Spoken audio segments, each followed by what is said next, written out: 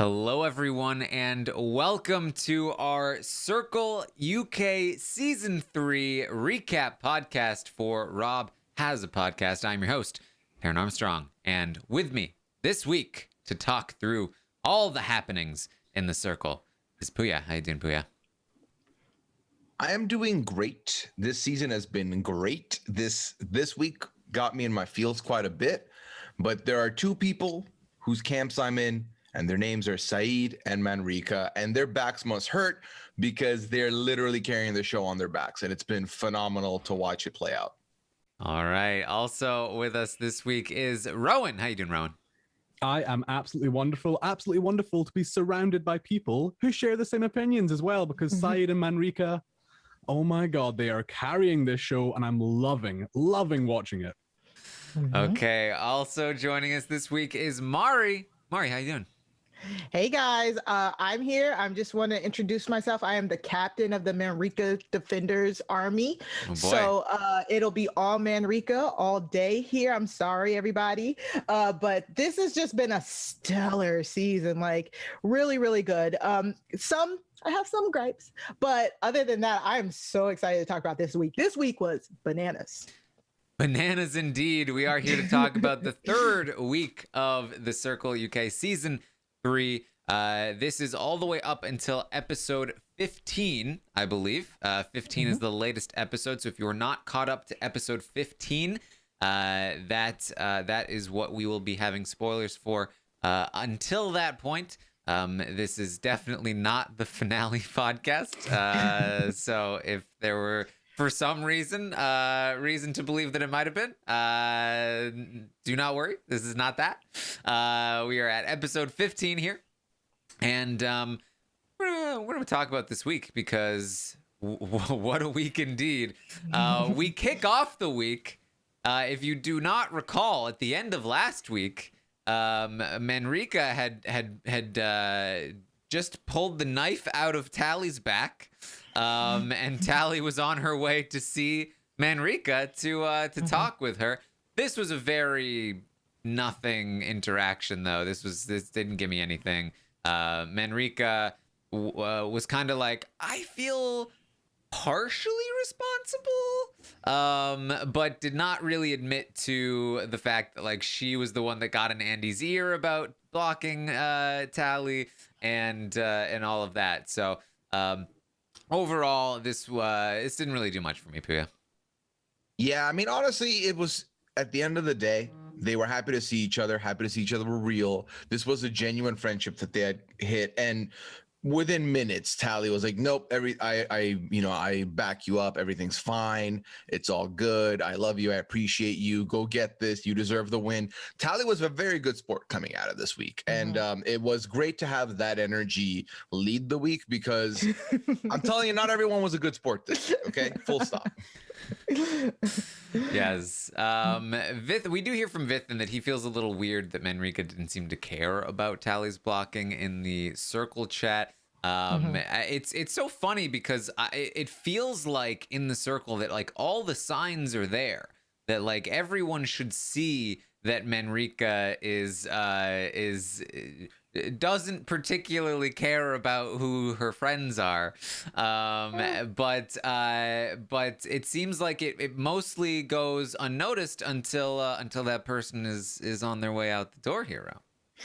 Well, that's exactly it. Now, just briefly going back to the Manrika and Tally, the geezer girl party, as we should call it, I had high expectations. Taran, as you said, Tally has got a knife freshly stabbed in her back. I wanted her to rip it out and start swashbuckling at Manrika. It just didn't happen. And it didn't happen because I think often with a lot of things, it takes something being removed for you really to appreciate that it's missing. Tally is a damn ray of sunshine in a sometimes gloomy world. And she may have been loud and she may have played up for the cameras, but she brought such good, positive vibes. And I've been slightly missing that this week. And if you ask me week one, would you miss Tally? I'd be like, hell no, Tally. She's not bringing gameplay. She's not bringing much strategy. I miss her good vibes. What can I say?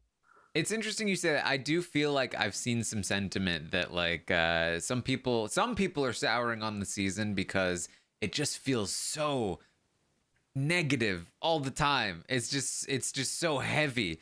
We don't really have some of the lightness of some of the previous seasons. Now, me personally, throw me in the dark. I'm ready to go.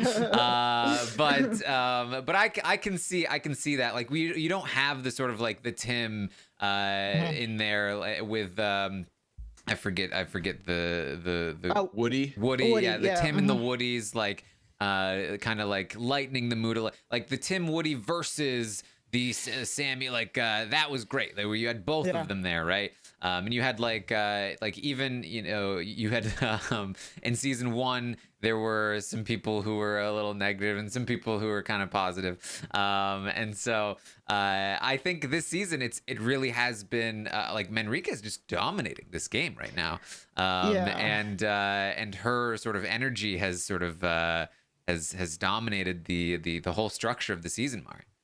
But I, as the Manrika defender, I really, so when we go back to Manrika and Tally's them seeing each other, I think the reason why it was so good vibes is even when Manrika said that she was accidentally behind getting her blocked, I genuinely think that was an accident. I don't care what anybody says. Yes, Manrika told Andy like she was confused as to why Tally was going so hard with Gemma and put the seed in there. But Andy was the one who ultimately blocked her over Nana Dot, who everybody, come on now. We all know that's a catfish. I don't believe this for a second, Mari. Not a second. She knew exactly what there's a reason she voted for Andy and not for anybody else.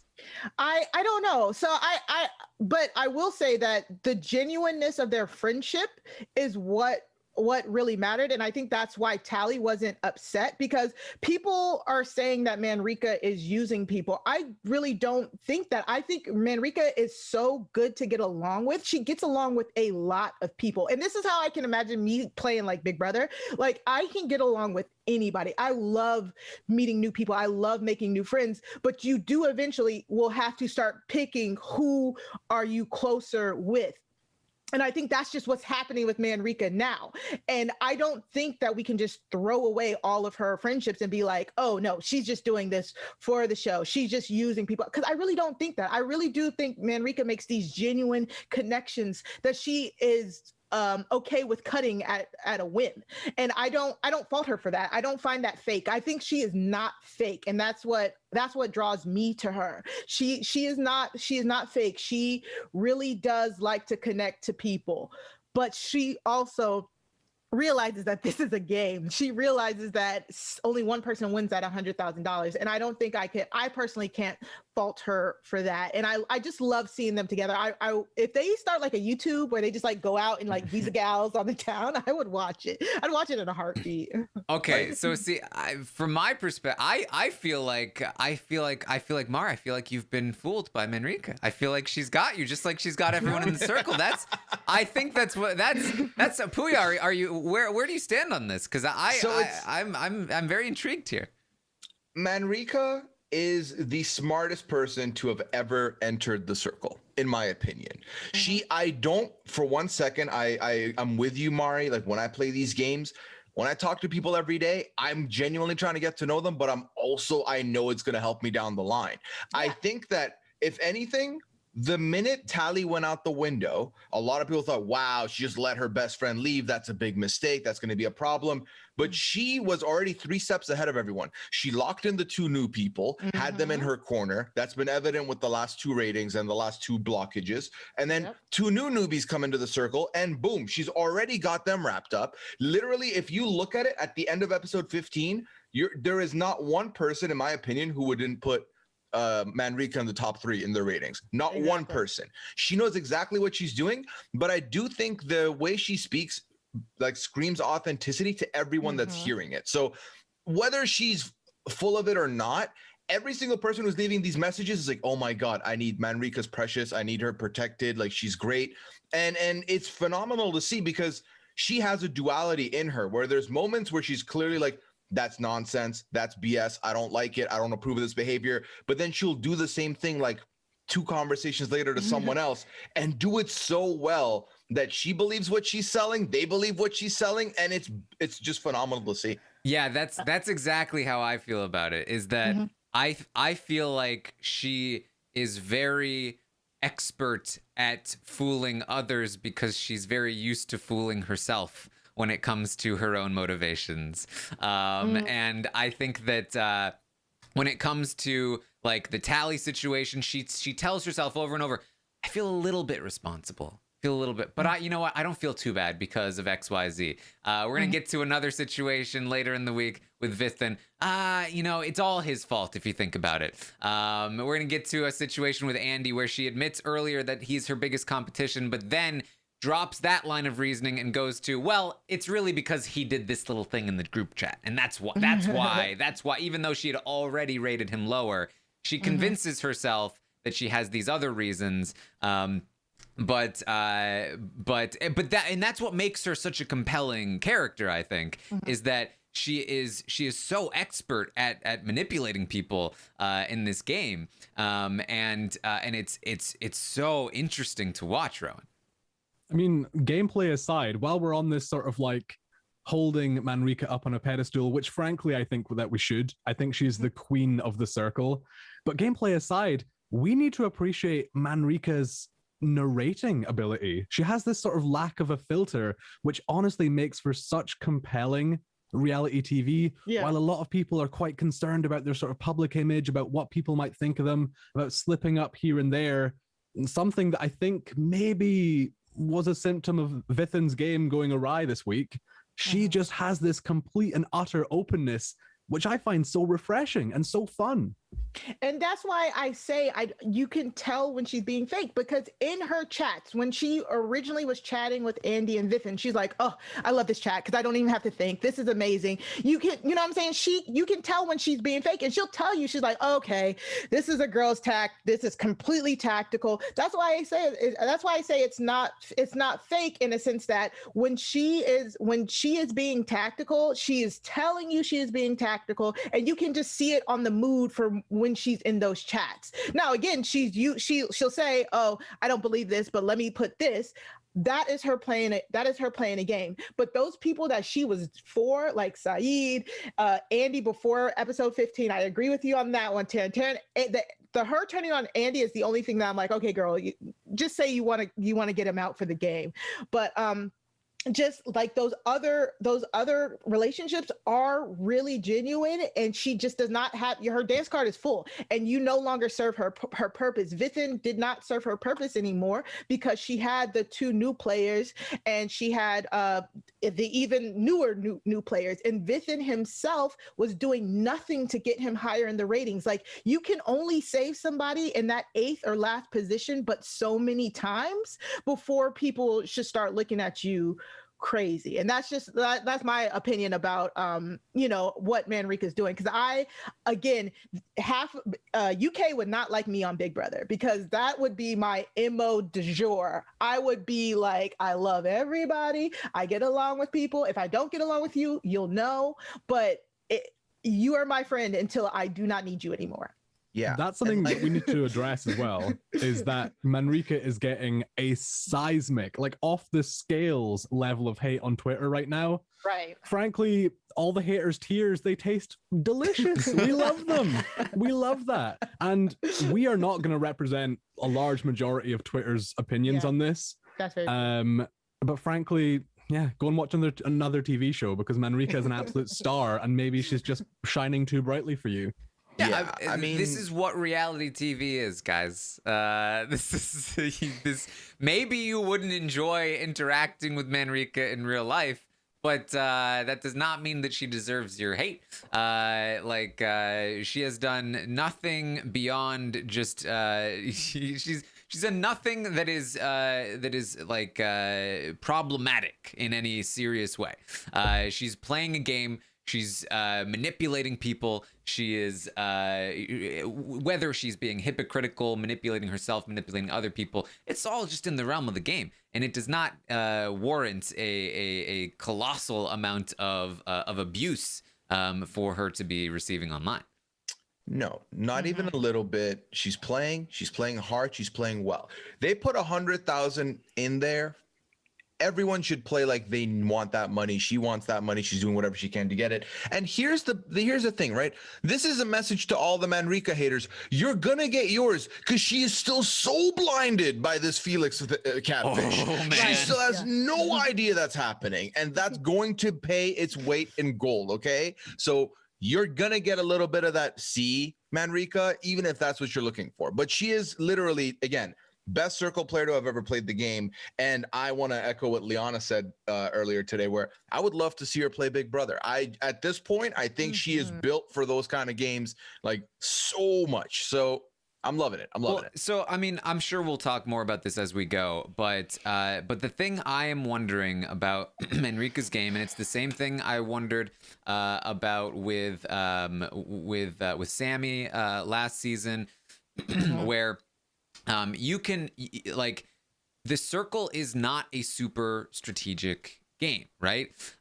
You can manipulate the game in your favor during the game, but the final rankings are so difficult to game, and you actually don't want to be at the top when you get to the end. The person at the top has never won in the end. And so is this the right way to play the game? Do we think that Manrika can win using this strategy, especially because she has been taking out people like Tally, who probably would have given her the first place no matter what in the end, and using the more strategic players like the new players who are just kind of trying to get any kind of in and probably would be a lot more strategic with their end game rankings. I'm concerned that she is, using all of her end game capital to dominate the game up until that point, and then might be surprised at how strategic the other players are in ranking her down low. What do you think, Rowan? I mean, that's exactly it. We are skipping forward a little bit, but I think it's something that needs to be addressed. Gameplay wise, it's a really, really hard thing to play correctly, the circle. I don't think we really have seen it played perfectly in the history of the show. Nope. But if there's anything that the 22 long years of watching British reality TV has taught me, is Manrika's not winning. Yeah. Manrika's not winning. And you can, for all the Manrika haters out there, you're going to win in the end. It's fine. Just let us have this. Let us enjoy the journey. Please let us love this villainous little queen that we have, because she's not winning the game. I have watched British reality TV for 22 years. I can't think off the top of my head of someone who has received a villainous edit and then gone on to win. See, and I can't remember. That's what I wanted to ask you, Rowan, because I was very interested in, because I know that this, like, I was wondering if villains tend, because again, the Circle UK used to be aired live. The last 2 seasons, they aired it live. There wasn't really an edit to it. Having watched the Circle US, where it was pre-taped in that one, the winner of that season was made out to be a hero. Everyone's supposed to like this guy. So this season, the first season of the UK, where it has been pre-taped and it's all edited. And I was curious to know, would they edit somebody like Manrika in this way? Although I don't know how you edit around what she's doing. But they definitely have leaned into it. Would she be edited this way if she was the winner? Because I think that it would cause quite a stir if she won. And I don't know, and maybe that's a good thing. But I don't know if they have the audacity. The audacity. That's the Circle players, watchers won't get that reference, but I don't know if they'll have the audacity to make that happen, Rowan. I don't know. It would take for some real sort of genre defining, at least here in the UK, it would be remarkable. It really would. It would go down in history as probably one of the most controversial wins in reality TV show history. And I'm here for it. I'm absolutely here for it, because that is a U-turn. That is reality TV going down a new path that I think it needs to go down. I've seen enough. I've been on a reality TV show. I've seen it firsthand of these people, because the edit that the winners receive then goes on to affect the people that appear on these shows. And I've seen it firsthand that people go on these shows and just try and be a knight in shining armor. And they're only concerned with their sort of public appearance after the show. They're only concerned with being the hero from start to finish, and they're not playing the game. They're not living in the moment. They're not living the experience. So yeah, I'm all Team Manrika, because not only would it be just a fantastic cherry on top to this story, to this series, but I think it might actually have a drastic effect on what's to come.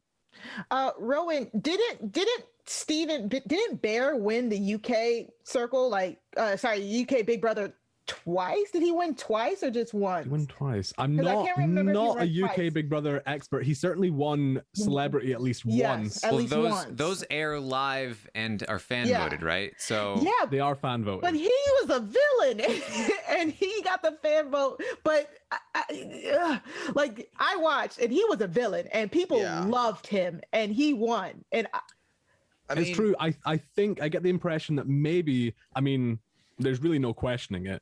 We're all aware of the sort of reality TV universe. He's a villain outside of TV. He's not a great person. On the TV show, I can't quite remember it because it was a while ago. I think he might have got a sort of like mischievous prankster sort of edit. Kind of like an evil Dick from Big Brother, like where he's a sympathetic villain. Exactly. Yep, exactly. Yeah. I don't know that we're getting a sympathetic villain from Manrika edit. Not at all. Yeah, not at all.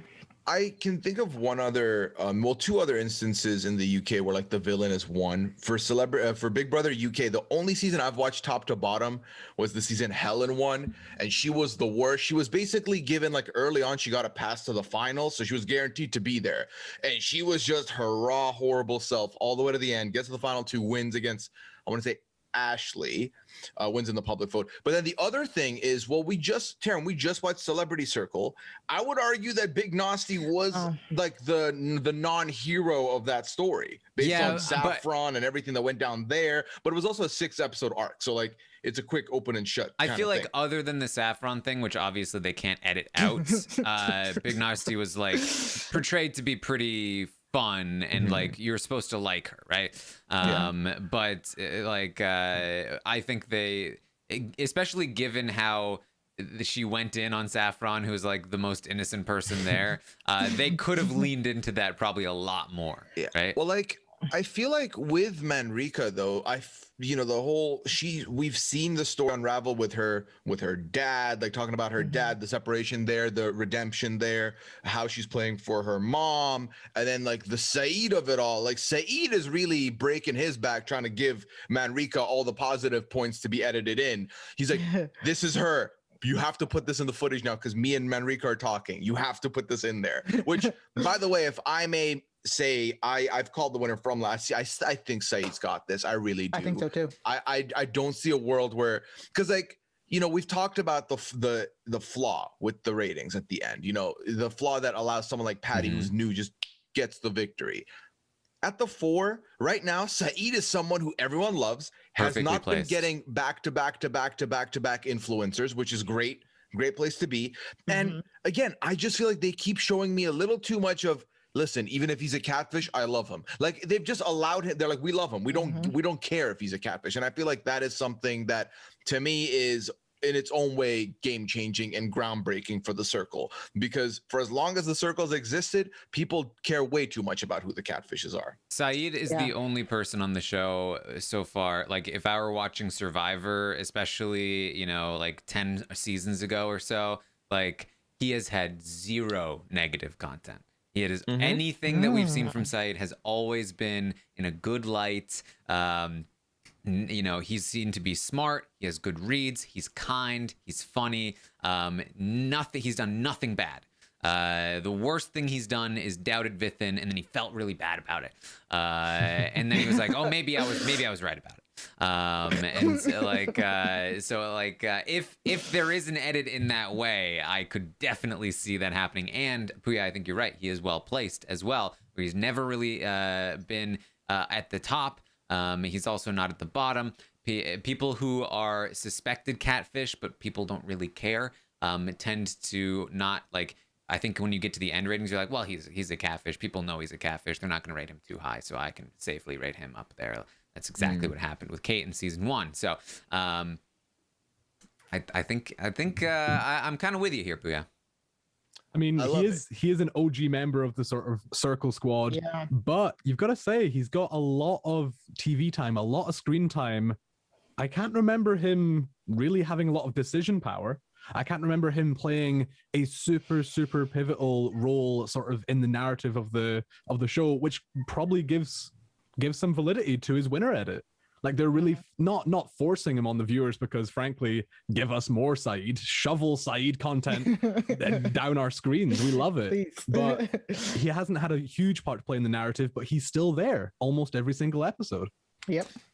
All right. Well, let's rewind a little, because there's gonna be there's a whole Gemma saga. Remember, that we need to get through, where so first of all, Manrika is mad at Manrika apparently believed that Felix actually wrote the message that Vithan wrote about this relationship going too fast, and genuinely was upset about it and didn't want to talk to Felix. This Manrika Felix relationship is, I think, what makes Manrika work as a villain so well, because while she's being this villain and masterminding the entire Circle apartment complex, she is currently also being made a complete fool of by Felix, and that comeuppance, I think, that anticipated comeuppance, is definitely very, very exciting. The Manrika Felix meet is something that I cannot wait for. It is going to be so juicy. But she does end up talking to Felix, and they cleared up. Felix says, of course, I didn't say that. She said, oh, he didn't say it. Screw Gemma. Can't believe she did that. And so Gemma is going to feel like he feels like he's in a bad spot here, James, aka Gemma, and he's going to make a questionable decision here. He's going to admit to Andy that he is a catfish. He's been thinking about it since Andy had asked him the other day, and he feels like he needs to make this Hail Mary play and admit that he's a catfish. And man, did this week feel like Groundhog Day, because we're going to get a very similar storyline in just a few episodes. But here he goes. He admits to Andy, he says, my name is, hi, I'm James. You may know me as Hunter from Gladiator. And Andy is like, can't believe you didn't say this the other day. But this means my game plan is working. He's very proud of himself for getting a catfish to reveal. He feels like I did this. And poor James is like getting emotional over like, it feels good to finally like be able to be like open with somebody and they're being accepting. But Andy doesn't like this. Andy is not into this. He says his whole thing is that he doesn't want a catfish to win the circle. And overall, Andy is going to have a very negative reaction, Mark. Yes, please. Okay, guys. All right. So James and Gemma. James/Gemma. I'm sorry. I'm about to go in. I apologize in advance. Oh no. I've watched every season of The Circle, including the French and the Brazilian ones. I love the catfishes. I root for the catfishes more than I root for the real people. But this was the one time that I really did not like the catfish. Like I've said before, I was a frontline worker for COVID. I was on the front lines to the point where I had to find another job to be off of the lines to make sure that my family was safe. And I did not appreciate that he catfished as a nurse from the NHS and used COVID as his story. Not because, like, we've seen so many catfishes, we've seen people gender swap, we've seen stuff like that. But this experience is very unique. Like, this is a global pandemic. They happen once every 100 years or so. And this is not a single mother. This is not a single mother. People are raised by single mothers. Single mothers are a plenty. You know what I'm saying? This isn't me going on as a man and it's just me, but as a man. You know what I'm saying? This is using an experience, something that has just been tragic, and using it to your benefit. And people have been excusing as he's going to give the money to the NHS. He's going to give I don't care. I'm sorry. I don't care. Your intentions, I don't care. You still are using something you do not know. He says that, I have a cousin that's a nurse. This is something that has been very, very traumatizing to a lot of frontline workers. And he knows that he doesn't know it because he's constantly trying to pivot away from it. And I did not appreciate this. And this is my opinion, just because, like I said, it's just a very sensitive topic for me. So I didn't like it. I didn't like him. The assassin thing was hilarious. I love that aspect of it. I was that was funny to watch, but I didn't like him. I didn't care if he was going to give the money to the NHS, because the road to hell is paid with good intentions. And when he ends up meeting Manrika, I'm sorry if I'm jumping a little ahead there. I just did not like that exchange at all. How dare you get on your high horse and say, oh, it's a game now. But I'm sorry. I had to get that off my chest, and I forgot the original question. But I really did not like James/Gemma, and I thought him telling Andy was just the equivalent of kind of like when you cheat on your partner and then you tell your partner to clear your chest, but now your partner is sitting there stuck.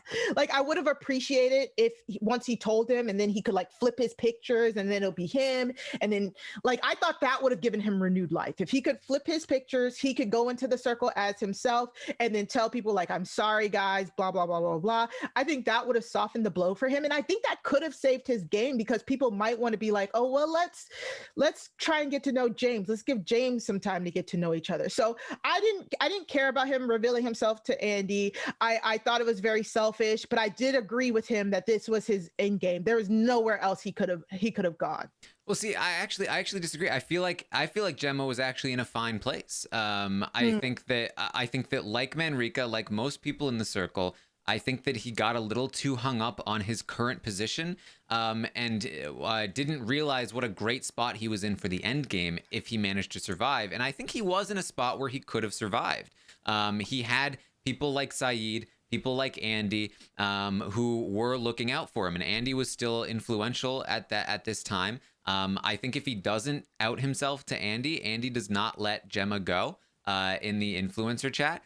And I think that's exactly where he wants to be when he reaches the end game, is never really coming close to influencer, but surviving to the end game, having a couple people who might think, well, the money's going to a good cause, so if I'm going to throw it on somebody who I think is not likely to win and they end up winning, this is a good person to throw it on.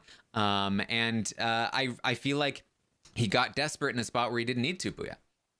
Yeah, he got basically 1-2 punched out the minute he became the assassin and had to spend all of his capital to get rid of Billy, or like push the Billy agenda. Then the second thing is, Tally was the glue that would have kept him safe from Manrika, and Tally's gone now. So Manrika easily she could paint any agenda she was not a fan of Gemma before any of the reveals happened. I love, Mari, that you've shared your story here with us, and it's given me a new perspective, because for me, I didn't have that like fresh in the back of my head. So I was like good with Gemma James until the Manrika conversation. I'm like, oh, now you're showing your whole ass. This is who you really are. Can you go back to being Gemma? Because I liked you better 5 minutes ago. But for me, and I'm about to make an analogy based on the show Prison Break, because I've watched Prison Break. But in Prison Break, there's this monologue about how someone who's escaped prison, that constant paranoia of getting caught is in them, and it doesn't let them sleep properly. It doesn't let them eat properly. Like, they're constantly always thinking about getting caught. And I think that that's something that I do see here in the circle with the catfish, where their guilt is part of it. Sometimes they feel guilty about being that person, but I think with him, it was very clear that he could keep it straight as long as he didn't think he was going to get caught. And the minute people started suspecting him, and that showed up in the painting with the snake, that caused him to completely unravel as a person. And he didn't know what to do with himself, which sees him do something so foolish as to literally confess to someone, hey, you've been successfully getting hoodwinked by a catfish for 2 weeks, you idiot. You've been saying you're the detective. I got one past you for 2 weeks, but now I'm on your side. Let's play the game together. Which is so hard, because honestly, like, even if Andy was like, you know what, Gemma's good for my game, Andy's character doesn't allow him to know this and then watch Gemma be a 31-year-old nurse that works with the NHS in the group chat, in the general chat, and like hear everyone else have that opinion. I don't think he could have lived with that the rest of the game. Andy could. So this was like, and like, here's the thing: this was a bad choice for Andy to see Gemma leave. Yes, but I think Andy just couldn't deal with that the whole way through, and it really unravels his game as well. This whole thing. But I think the thing there is that I don't think that Andy believes Saeed is Saeed. You know what I mean? No, not at all. Not at all. I don't think it's a matter of like, oh, I can't watch somebody who I think is lying. I think Andy, I think you were right from last week. I think Andy is playing the game. I think he genuinely thought tactically this was the right move for him. I think that like we should get into that once we get to the decision. But I think it was a really, really bad decision for Andy. But before we get there, we do need to talk about some of these new players. Pippa and Femi have joined the circle. Pippa's intro was that she is not just a pretty face. She wants to prove that she's more than just pretty. And she loves to play poker. And the fact that she's pretty doesn't even matter when she plays poker. On the note of Pippa, I've got to bring it up. It's been like a gripe throughout this entire series of the circle. My God, these people cannot write interesting bios to save their life. Pippa, I think Pippa's great. Pippa seems like a really interesting person, but her bio's like, I love food. I love traveling. Yes, Pippa, so does most of the human race. That is pretty universally liked. It's very, very generic. And then her profile picture as well doesn't really do her any favors. It's very generic, very Instagram influencer. And we've seen time and time again when people put that like the overly done photo with the standard Instagram bio, even if that is literally what influencers do, it's like, oh, that's a catfish. And I was actually surprised she didn't get that coming in. But I like Pippa, and the poker player thing that took me out because I'm like, how does that help you here in the circle? Like you can't. She was like, I've got to lie about being a poker player. Right. I can't let them know. Like you're a real person in the circle. This is your advantage, is that you have things about yourself to talk about. You're intentionally making yourself more boring. Right. And it's like you can't read their faces. You can't, it makes no sense. It makes no sense to hide this aspect. So I love Pippa. She's funny. We also have Femi, who is playing himself, but using his pictures, but with a different backstory. That he is an immigrant, recently immigrated to the UK, working 2 jobs, trying to support his family, and he said like, who would trash talk an immigrant, something along those lines, which like I don't know the culture in the UK, but basically I think he is basically playing himself, but with a much more extreme and like sob story-esque background to try and win sympathy here. I haven't gotten too much from Femi. It's always hard for the new players to really make an impact or an impression. But Femi hasn't done too much for me so far. Pooya. Yeah, Femi is someone who, when he came in, I was like, yes, he looks fun. I'm vibing. I love him. They've not given me enough Femi. And I'm speaking specifically, the TV show has not given me enough Femi, but he's clearly someone who I think is doing good on making some inroads with people, making progress until that one slip up, that one mention of Gladiator. And I caught it before they said it. I was like, me too. Ooh, I was like, there's no way this show from like the 90s is something that seems very niche. So I was worried for him. But I think it's a smart spin on the story, where you're trying to be someone who, okay, I just migrated.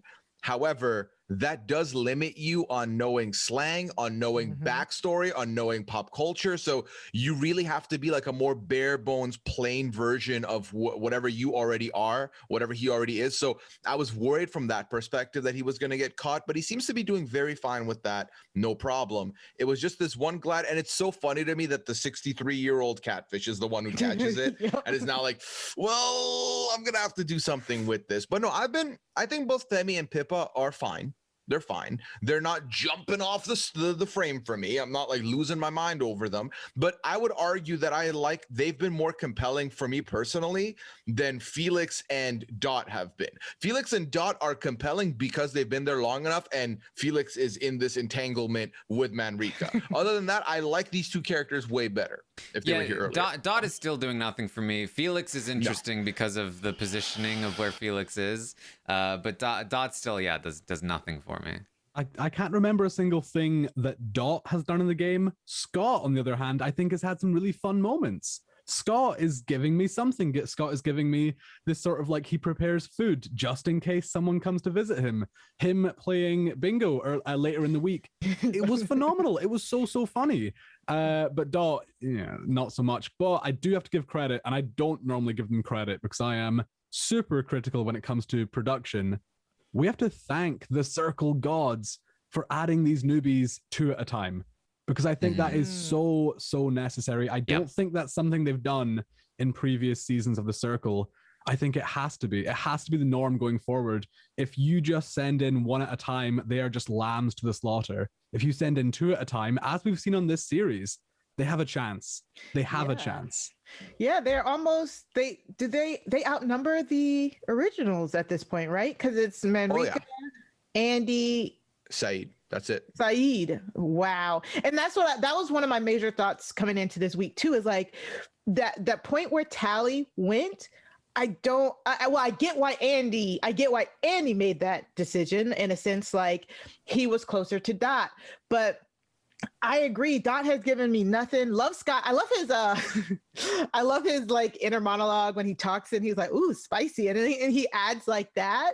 But in the actual strategic gameplay, all of that, Dot does absolutely nothing. I think she doesn't even average 1 chat an episode, to be quite honest. There's some episodes where she doesn't even chat with people. We just see her in the game. So that's a little weird to me. And I can't believe she slipped past like this far, and to have 4 newbies to 3 returnees now, right? I think it's 7 people in there. That is dangerous. That's dangerous. And I'm excited. Rowan, I agree with you on the production. Like, I do like the producers, but I did want to ask Taran, I don't like that they're not doing some of the pivotal blockings that we've seen in other iterations. Like, no, we haven't had an instant block. We haven't had a double blocking yet. We haven't had the secret one. I'm assuming that's coming up next week. I would hope so. And then finally, we didn't have, which I thought it would have been perfect for this spot right now. We didn't have where the influencers voted to save. Mm-hmm. Yeah, I mean, I like all of those twists, but I think that they've been doing different ones instead, right? So like this one that we're getting is that the 2 new players are going to choose 1 influencer, and then the rest of the house will vote for another. I actually like this one a lot because it gives the new players more agency to kickstart their game. So I do agree. Like I think some of those are really fun. The anonymous one, the vote to save one. But I don't mind them experimenting with different things. I mean, the assassin was great. The orange and blue tally was great. So if they want to keep messing around and finding out what works best, I'm fine with that. But Pippa and Femi are going to choose an influencer here. They choose Manrika after basically running. This was the most boring section of the week for me, was when they were going through the list of players of who should be influencer, and on every single person they went, "Yeah, I think they would make a great influencer." All right, what about Saeed? Yeah, I think he would make a great influencer. He would make a fair decision. All right, what about Dot? Yeah, I think she would make a great influencer. I think she would make a fair decision. Okay. And then they end up with Manrika. We do get a Manrika and Gemma conversation where Manrika denies having done the snake painting. And then we get to some ratings where we get these are always sort of telling in terms of where people are. Dot still rating Felix number 1. Felix rating Dot number 1. Manrika put Felix number 1, Gemma number 5. Felix also put Gemma number 5. That was the last place in this rating. Vithin had Andy at 1, Saeed at 4. Andy had Saeed at 1, Gemma at 5, because he's worried that Gemma is going to block him, and we'll get into that decision just a little bit later. Gemma puts Andy number 1, Saeed number 2, Felix number 5, and Saeed puts Dot number 1, Gemma number 3, Vithin 5. Saeed trying to play a little game there. So some interesting stuff here in the ratings. Ultimately, Andy is going to be first, so it's going to be Andy and Manrika as our influencers here, Pooya. Yeah, that is straightforward, easy decision. There's not much to add there. I want to like park down real quick. We haven't talked about him yet, and I know we will eventually. We've been watching this show for about 3 weeks now. I still don't know why Vithin keeps giving Andy first place. Like, I'm like, was this like because Andy was the popular choice and you're because like I know they have the Circle siblings, but I just never saw Vithin like, you know, actively talking to Andy or speaking well of Andy like outside of those chats. So it just never made sense to me. I didn't get it. I think it's like, remember that Andy's the only person Vithin has opened up to in the Circle about like why he came, and he cried to Andy. And on top of that, he's sort of said in some of his ratings that he knows that Andy is already very popular. So contributing to that and knowing that Andy will protect him, it makes sense strategically for him to keep getting Andy in the top spot so that Andy can keep protecting him. If he tries to go in on somebody else who he thinks might also protect him, they're less likely to land in the influencer spot. And so doubling down on the Andy connection is the right choice, I think, for Vithin. Yeah, and I think this is where Vithin put all of his eggs into the Andy basket, and it was just like, bro, you got to do something else. Like you like, I get it, you had that connection with Andy and Manrika. Why was it like episode 14 or whatever, you admit you haven't talked to Saeed in like a week, and like that, how do you drop the ball like that badly where you have not reached out to even like the original people? You didn't try and make an effort with the new people. He says to Andy that, well, he says that it was because, you know, if somebody you like gets voted out, it's wasted chats. But, you know, if you talk to everybody, not everybody's going to get voted out at once, you know, and so those aren't wasting chats. And again, I think this is why, where I go back to the twist, Taran, you said it right. Like all the twists have kind of been front end, like where it's with the influencers. And I guess they flopped in a sense that even when they front end the twist, we still get Manrika and Andy as the influencers, as opposed to the back end twist that I had talked about, where it's just like the ratings, it's more of a back end, so you might get a majority, a different mix of who goes home in those sense. So it's just been sad. It kind of sucks because I do wish that we've seen more people have influencer than just Manrika and Andy, but that's how the cards have been laying. And because Andy missed it once, it was Vithin's downfall. Yeah. This is, I think, the first instance to bring up. There was James did like an Instagram AMA or something that has been making the rounds in terms of the level of production interference in the game. Really? That he was not allowed to talk to Andy to Vithin for like weeks at a time, basically. He kept trying to ask production to talk to Vithin, and they would not let him. So it would not surprise me if some of this, like, oh, Vithin hasn't talked to any of us, is down to the fact that the producers fully control what conversations happen and when. So that is something to keep in mind. Again, when you try to watch this show and analyze it strategically, you have to take it with a massive grain of salt that this is not Big Brother. This is not Survivor. This is not a strategic game. This is an entertainment show. And I know some people will say that about Big Brother and such, but this is much less of a game show than it is a reality show where we're watching personalities interact in interesting ways, and they are finding any way that they can to make the most entertaining outcome, right? So it's something to keep in mind for sure, Rowan. Yeah, I would like to actually retract a statement I said earlier. I said Manrika was the undoubted queen of the circle.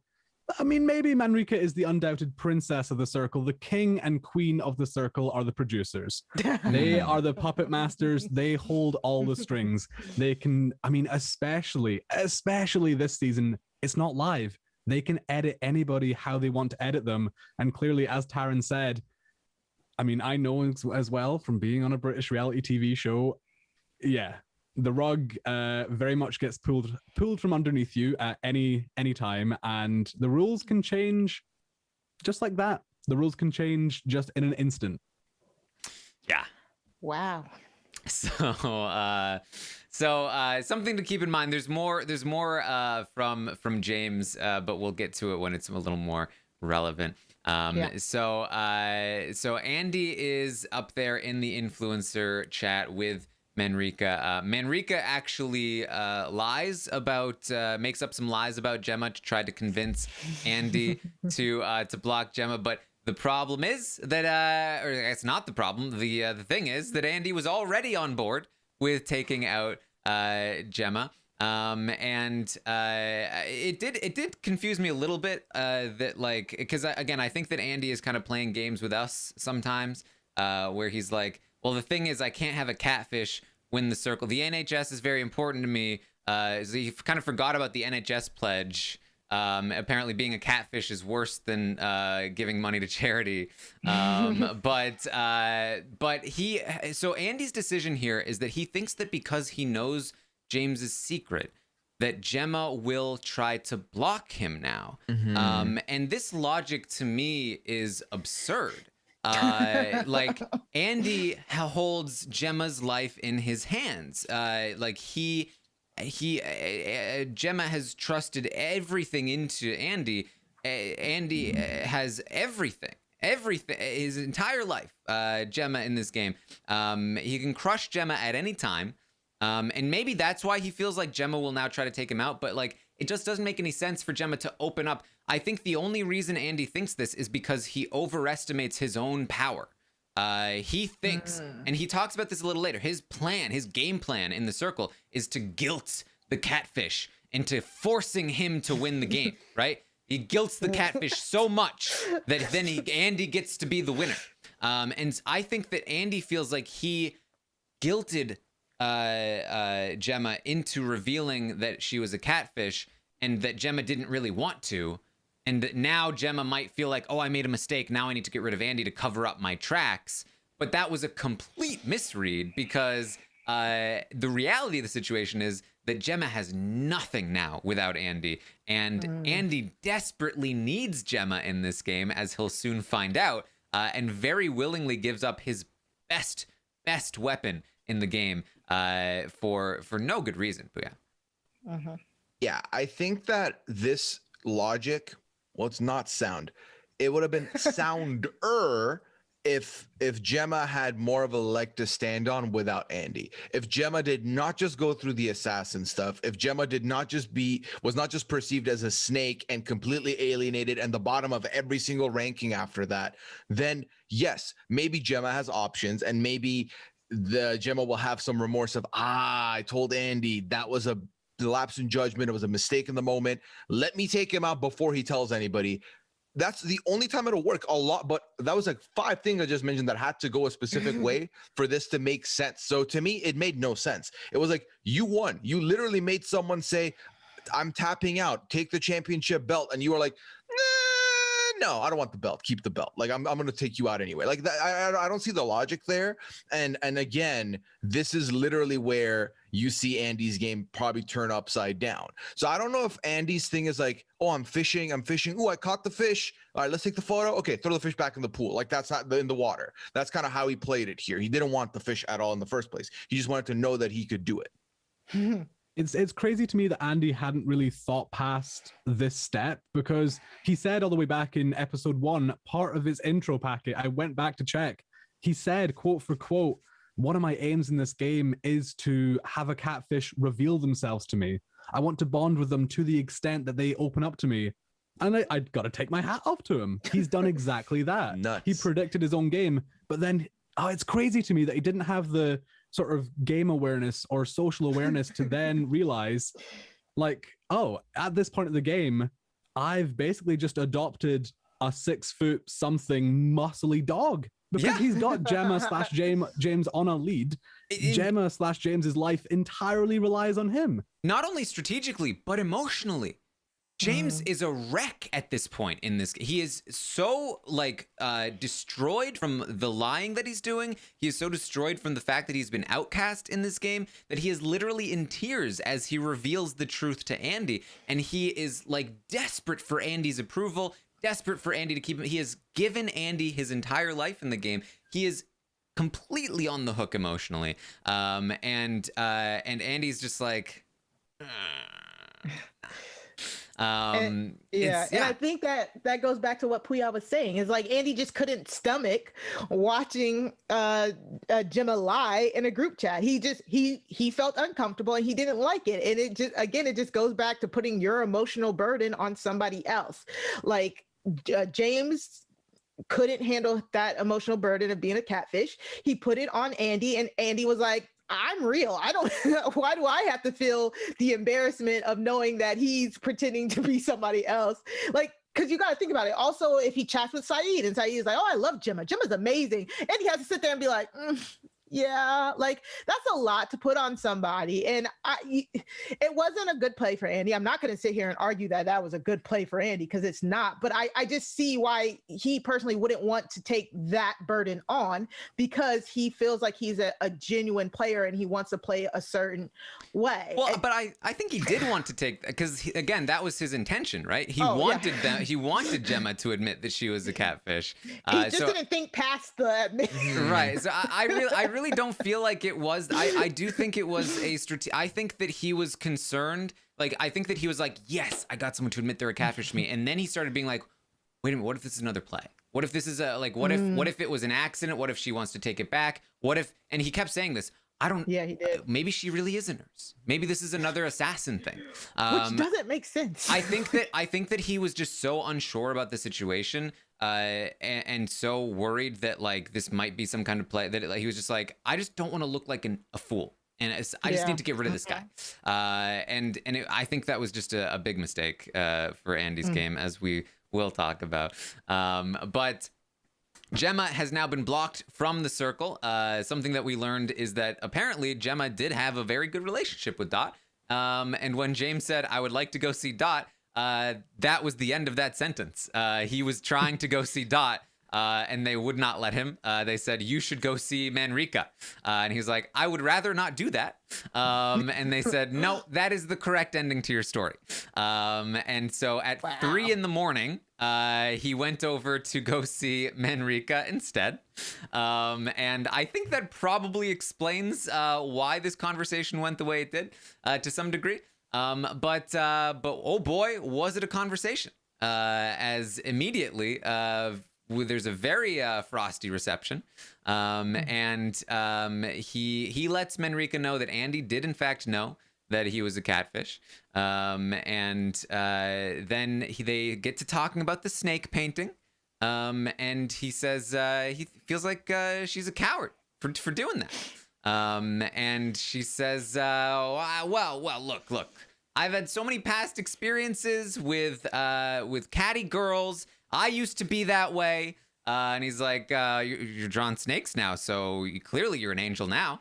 Clearly this is not you anymore. You're totally right. He says there's a line and you've crossed it. And she's like, I've been completely genuine in this game. You claim you're being you and that you're being genuine, but if this is you being genuine, then what does that say about you? This is what an interaction here, Pooya. Listen, if you told me someone would be both the gladiator and the most fragile person on the planet, I would have been like, what are you talking? Literally, this man was the gladiator, I'm amazing, I'm this and that. It took 5 minutes of a conversation. Like, oh, you drew the snake painting? Guess you're a snake then, huh? You're the snake now. I'm not. Like, it was in a weird way. him trying to in that moment be like, nope, everything I did was justified. All the guilt I felt is gone. I don't care that if people were mad at me for playing a nurse now, I'm not guilty. You're the real snake because you were playing yourself and you're being mean. And I was like, Gemma, take your ball and go home. I was fine with you. You were playing this strategic. That's fine. The game did you a little dirty with the assassin thing. But again, this whole thing, this was enough proof for me of, oh, this is why you wanted to be the opposite of who you are. A angelic nurse fighting in COVID for a fragile big man who is now standing and towering over Manrika and yelling at her at, now with context, 3 in the morning. Like, people are trying to sleep, man. Could you not yell at her, maybe? Like, that would be nice. Before we sort of dissect the ins and outs, the rights and the very much wrongs of this argument, we have to give credit. We have to give so much credit to, it has a special place in my heart. Portrait mode. This is all because of portrait mode. This thing happened like a week ago and it's still relevant. Portrait mode should be on every single reality TV show. Survivor with portrait mode, just in the sand. Big Brother with portrait mode. Portrait mode delivers. Give it its own TV show for all I care. I love portrait mode. I love it so much. But yeah, honestly, in terms of the argument, I am here for the complex social hierarchies and the strategies of the game. But we all love reality TV. And one of the foundations of reality TV is just a really, really good argument. And this is what it is. This is exactly what it is. This was a good one. Every meetup so far has been a little bit lackluster, a little bit on the boring side. Really had high hopes for Tali and Manrika, but again, under-delivered. But this was a refreshing change. Both James and Manrika know how to make good television. Them sort of clashing horns, them clashing heads, made for my favorite meetup so far. My favorite part about this argument is that they're both guilty. They're both just as guilty in this situation, and they're both making they're both making good points about each other and terrible points about themselves. It's two people who lack the sort of introspection and ability to sort of approach this in the right way. And I'm sure that it being at 3 a.m. did not help with that situation. But it's what made this so fun to watch, I think.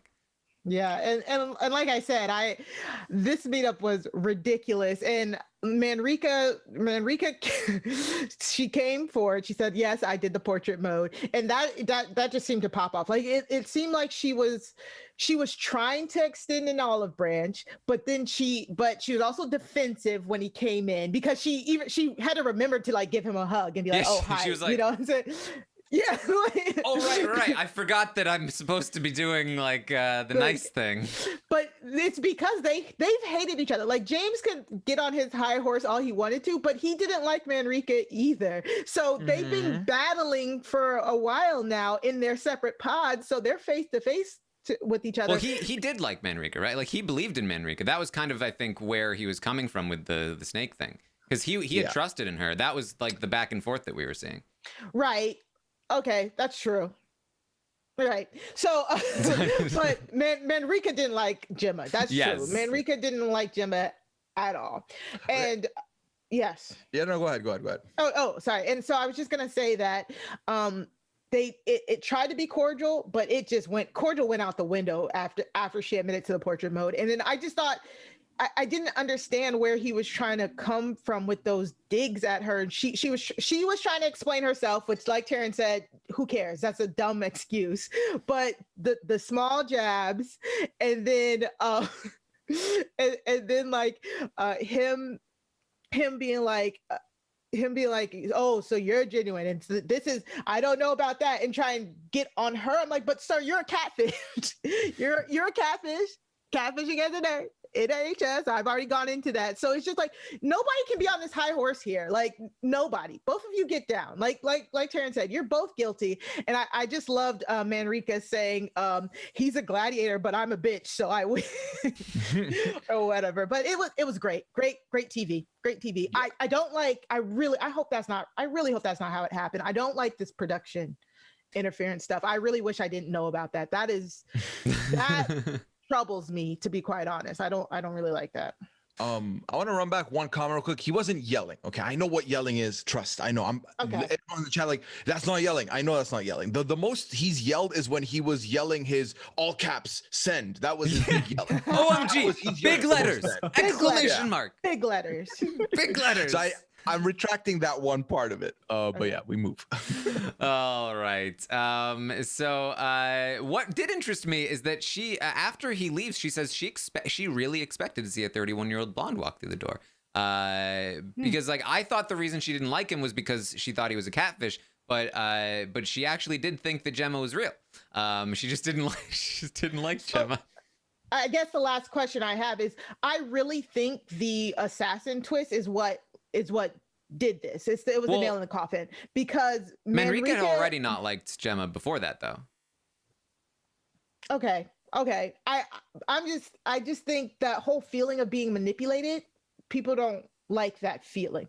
And for sure. I think, yeah, you know what I'm saying? And I feel like Manrika took it harder than Andy once she found out, because I feel like Manrika was like, wow, you really manipulated me into making that decision to block Billy. And I think ever since then, with the assassin, she said, this girl's a liar. We saw it when Gemma was trying to plead her case and like, oh my God, you guys, it was so sad. I had to do it, or it was my life. On the other hand, Tally understood it because Tally just went through the orange Tally situation. So Tally was all on board with Gemma. She's like, I get it, girl. It's okay. Manrika, on the other hand, was like, I'm not going to sit here and rub your back because you did this. Like, I just think that was the big schism for Manrika personally. Gemma didn't know, but Manrika... I think it was something that she was happy to use against Gemma, because we did definitely see a lot of content prior to that of Manrika not being a Gemma fan, but it did definitely, I think, it was the thing that helped bond her to Felix, to be like, now I've finally, and this is really what bonded her to Felix. Now I've finally found somebody else who hates Gemma as much as I do because of this assassin thing. And so that was when she decided, I think, she could get rid of Tally because Tally was not on board. But we get a goodbye message. Gemma says, "Don't trust your friends." And Femi says, I didn't expect to see a gladiator this morning. And as Pooya and I discussed, big slip up there. I immediately was like, oh, I don't know what gladiators is. How does Femi? And Saeed immediately figures it out as well. And then Andy is going to admit to the fact that he knew that Gemma was a catfish, which only further hurts his credibility in this game. And now he has to, once he blocks Gemma, because Gemma obviously is going to tell whoever Gemma went and visited, which means it's going to be out there. And if he doesn't admit to it, then it's going to be out there. But it's just another reason why blocking Gemma was such a bad decision, because now he has to admit this thing, which is going to make people think of him suspiciously. It's also going to make them think, wow, he got Gemma to admit she was a catfish to him and only him. And then he blocked her. Like, the amount of damage this does to his game while taking out his best ally in the game is astronomical. And for as much as the blame is gonna lie on this supposed name dropping or whatever it is game that they play, I think it's this the fact that he has to admit that he knew about Gemma that does the real damage to his game here before the ultimate ratings. I think watching Andy play this game is really interesting because it's like we've just sort of chucked a priest in there or a nun, because he is just not able to lie. Whether it's like he just wears his heart in his sleeve, or he might just be physically unable to lie. He just doesn't do it. His moral compass is well and truly there, and it is sturdy. While really you should be leaving it at the door as you enter your apartment, he's got his one. He's holding on to it tightly. It makes it interesting.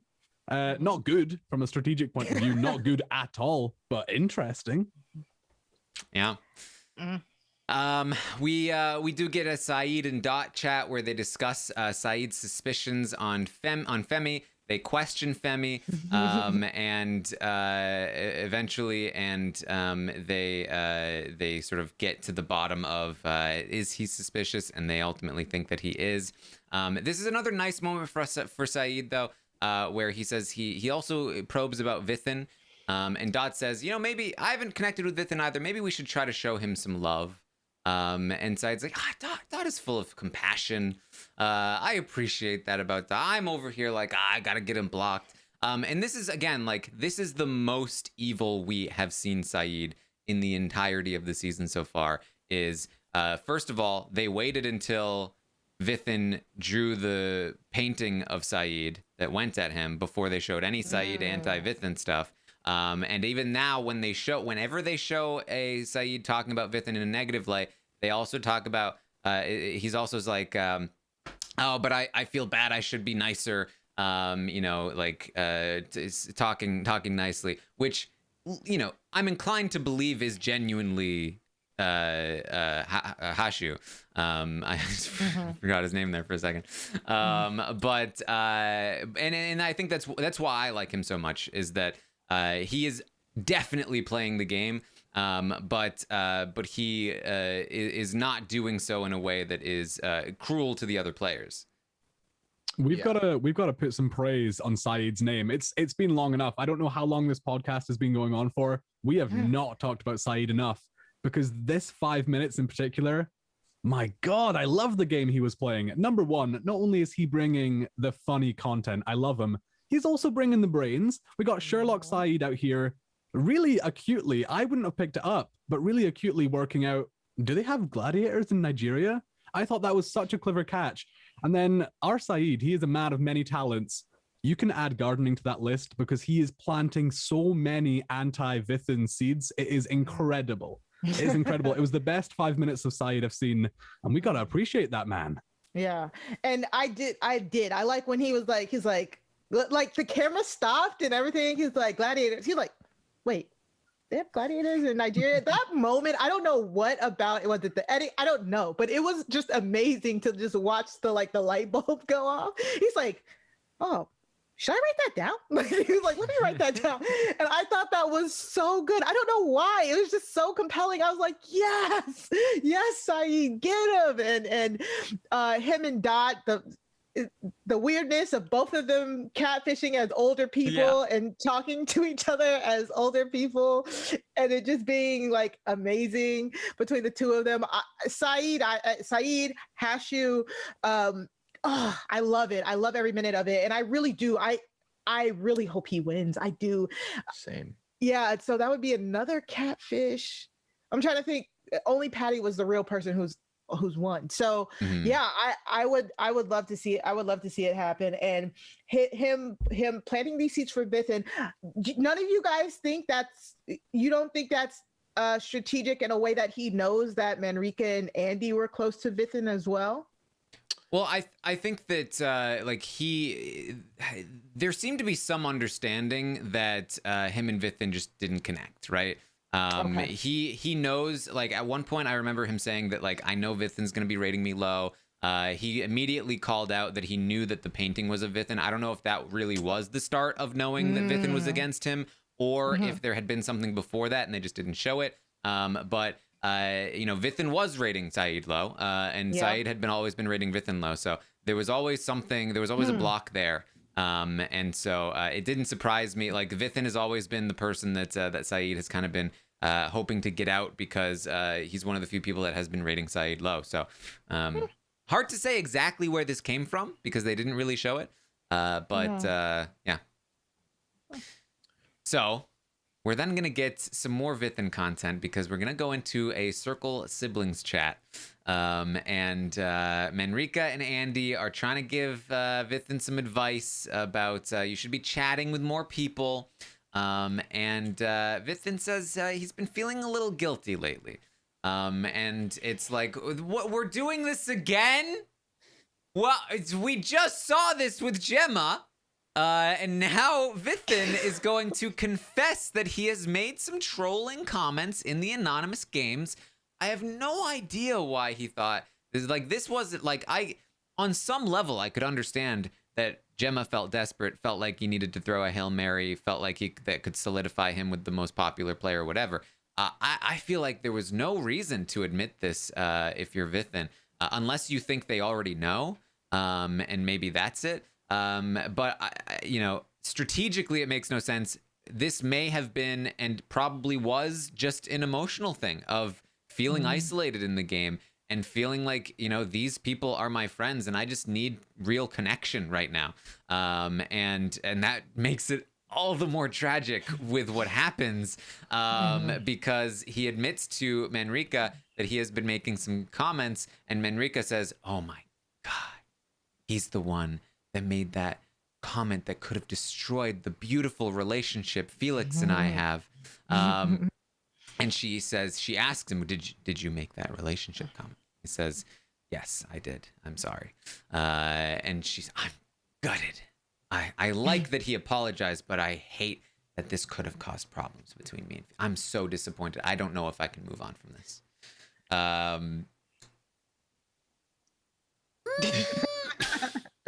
Yeah, it was a slow train wreck because I think Vithin really got into his own head, right? Didn't before he said that he was thinking about confessing, he's like, maybe they already know. Maybe they already know. I'm like, how could they know? How could they know? Like at that point, she had only worked out that it wasn't Felix. I mean, you know what I'm saying? That was it. Like, how could she have confirmed that it was you? So I agree with you, Taran. Maybe he just needed that human connection. He was feeling a little vulnerable and he made this decision. And it's just so unfortunate that he did, because the moment he said that, I said to myself, I was like, oh, he gotta go. Like, I'm sorry. Like you do. I can't, like Manrika said, I can't have you trying to wreck my relationships in the circle. Yeah, but like when he admits to do it, there's no chance he does it again. It's impossible. Now that he's admitted to doing it, everyone would know it was him. I don't know that. I just but no, for real. Like I just thought it was a bad move. Like the minute he did, I was like, "Ooh, why did you do that? Why did you do it?" I didn't necessarily think it'll automatically get him blocked, but I just really thought, like, you did not have to do that. Stop. Yeah, I was hoping he wasn't. The problem is that he admitted it to the Queen of Dragons herself, and she takes no prisoners. You wrong her once, and it's Dracarys for you. That's my aesthetic every day. That's what I aim for. So that's why I'm here. Oh yeah, Manrika just emanates sort of bitterness, and I'm here for it. Like, you give her an inch, she takes a mile. You do not want to give this girl any sort of ammunition, because she's shown time and time again she will use it to the fullest extent to get your ass out of there, get your ass sent home. But yeah, I love it. I'm here for it.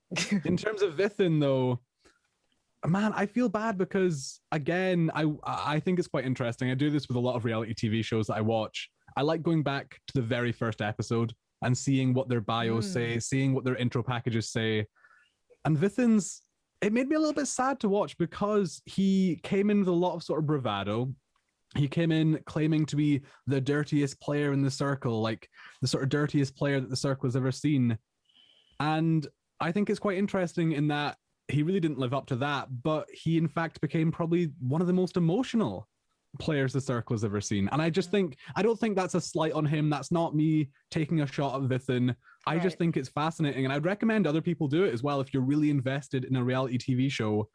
These are real people, and what they're going through is an absolute mental mind maze. It's crazy. It's you cannot put yourself in the situation that they are currently in, but it's vastly interesting to see how their whole sort of characters have changed from day one to where they are now. To me, Vithin's kind of trajectory was a little bit of a self-fulfilling prophecy in that Vithin talked about constantly about how he's not really the most social and he's not really like there doing, like he's worried about integrating socially. And I think that he's someone who, when everyone starts off and has a, when you enter a party, that first hour, everyone's kind of there. They're mingling, they're doing their thing. At some point, I could tell Vithin took his foot off the gas. I just could. Yeah. I just could. Everyone's ratings were improving, developing, evolving, changing. His were the same the whole way through. I think that when he talks to Andy later and confesses, like, it really did feel like I had moments of, I had moments where I ended up, you wasting my time talking to some of these people and they're gone. He took that as loss. He didn't see that as, now I have all this time I can reallocate to someone else. It really feels like he dropped the ball in having some of these conversations. And I think the other thing is that I don't think he recognized that just check-ins, little like conversation is just as good as emotionally investing in someone and like being like, I'm being honest with you and I'm giving you this information, and that should get me and you further. If he was just literally, you know, the little brother and having the little brother combos with Manrika, he'd be fine still. I do think so. Like, I think that there was conversations like that Vithin was clearly not putting time into, or, you know, I mean, at this point, my whole judgment's clouded with I don't even know what the production's doing. He's not getting to talk to people. Was he just doomed from the beginning? But from what I saw, it felt like Vithin was definitely not putting in the work. And while everyone else's arc and storyline and feelings in the game were developing, Vithin was flatlining and was the same way for like a whole week and a half now. So when he did leave, and this is not me like going in on him at all, but I felt indifferent with the ending of his storyline here. Taran, I have a quick question. So when I first saw Vithin, and I feel like that first week, I really thought he was gonna slide into that Woody. I thought it was gonna be Andy and Vithin doing a Woody and Tim type of vibe, or Shuby type of vibe. Like, you know, I don't want to typecast like that, but I think he did start off. He started off really well. And do you think it was the emotional, like him opening up, and he was saying to us all the time, like, I don't like opening up? Is that what you think scared him into just going back into his shell? I mean, the thing for me is, right, like, if we're judging this again as a game, right, a social game, you know, if I talk about somebody like Vithin on Big Brother, I would say, what is he doing? He's alone in his corner all the time. You need to get out there. This is not going to help you in the game. And in the game sense, like, I think that's valid criticism. I feel so much for Vithin because I do feel like this is indicative of what happens in real life, where, you know, just socially, he doesn't have the same, like, he doesn't check in with people as much, if that is true, right? And I do feel like with people like Vithin, who maybe he doesn't check in on some people as much. Maybe he doesn't do the things that everyone else does. He doesn't do the light sort of, you know, like surface level conversations to make sure people know that he still likes them or whatever. And people that just don't have the same exact level of like normal social interaction, they tend to be devalued by other people. And you see it in the circle where other people were like, he did it to himself. He just doesn't talk to anybody. It's his fault. He's at the bottom of the rankings in popularity, so he's clearly not very valuable to us. And again, that's part of the game, of course. But it's also what happens in real life. And there's a lot of blame that happens, I think, for people that just aren't as good socially. That I personally hate. I love people like Vithin. I love hanging out with Vithins. I'm a little bit of a Vithin myself. You know, like, I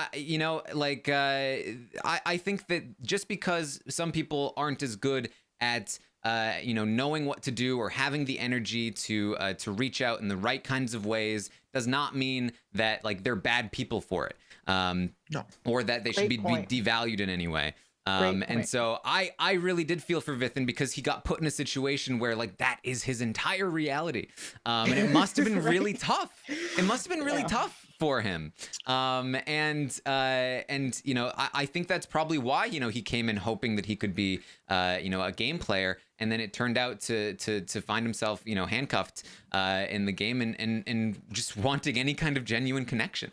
And so I really felt for him here because he really went out on a limb to be like, look, guys, like this is the character I wanted to play, but like I really like you guys and I want to be open about who I am and I really want to like reach out and be vulnerable here. And he was just immediately met with the guillotine.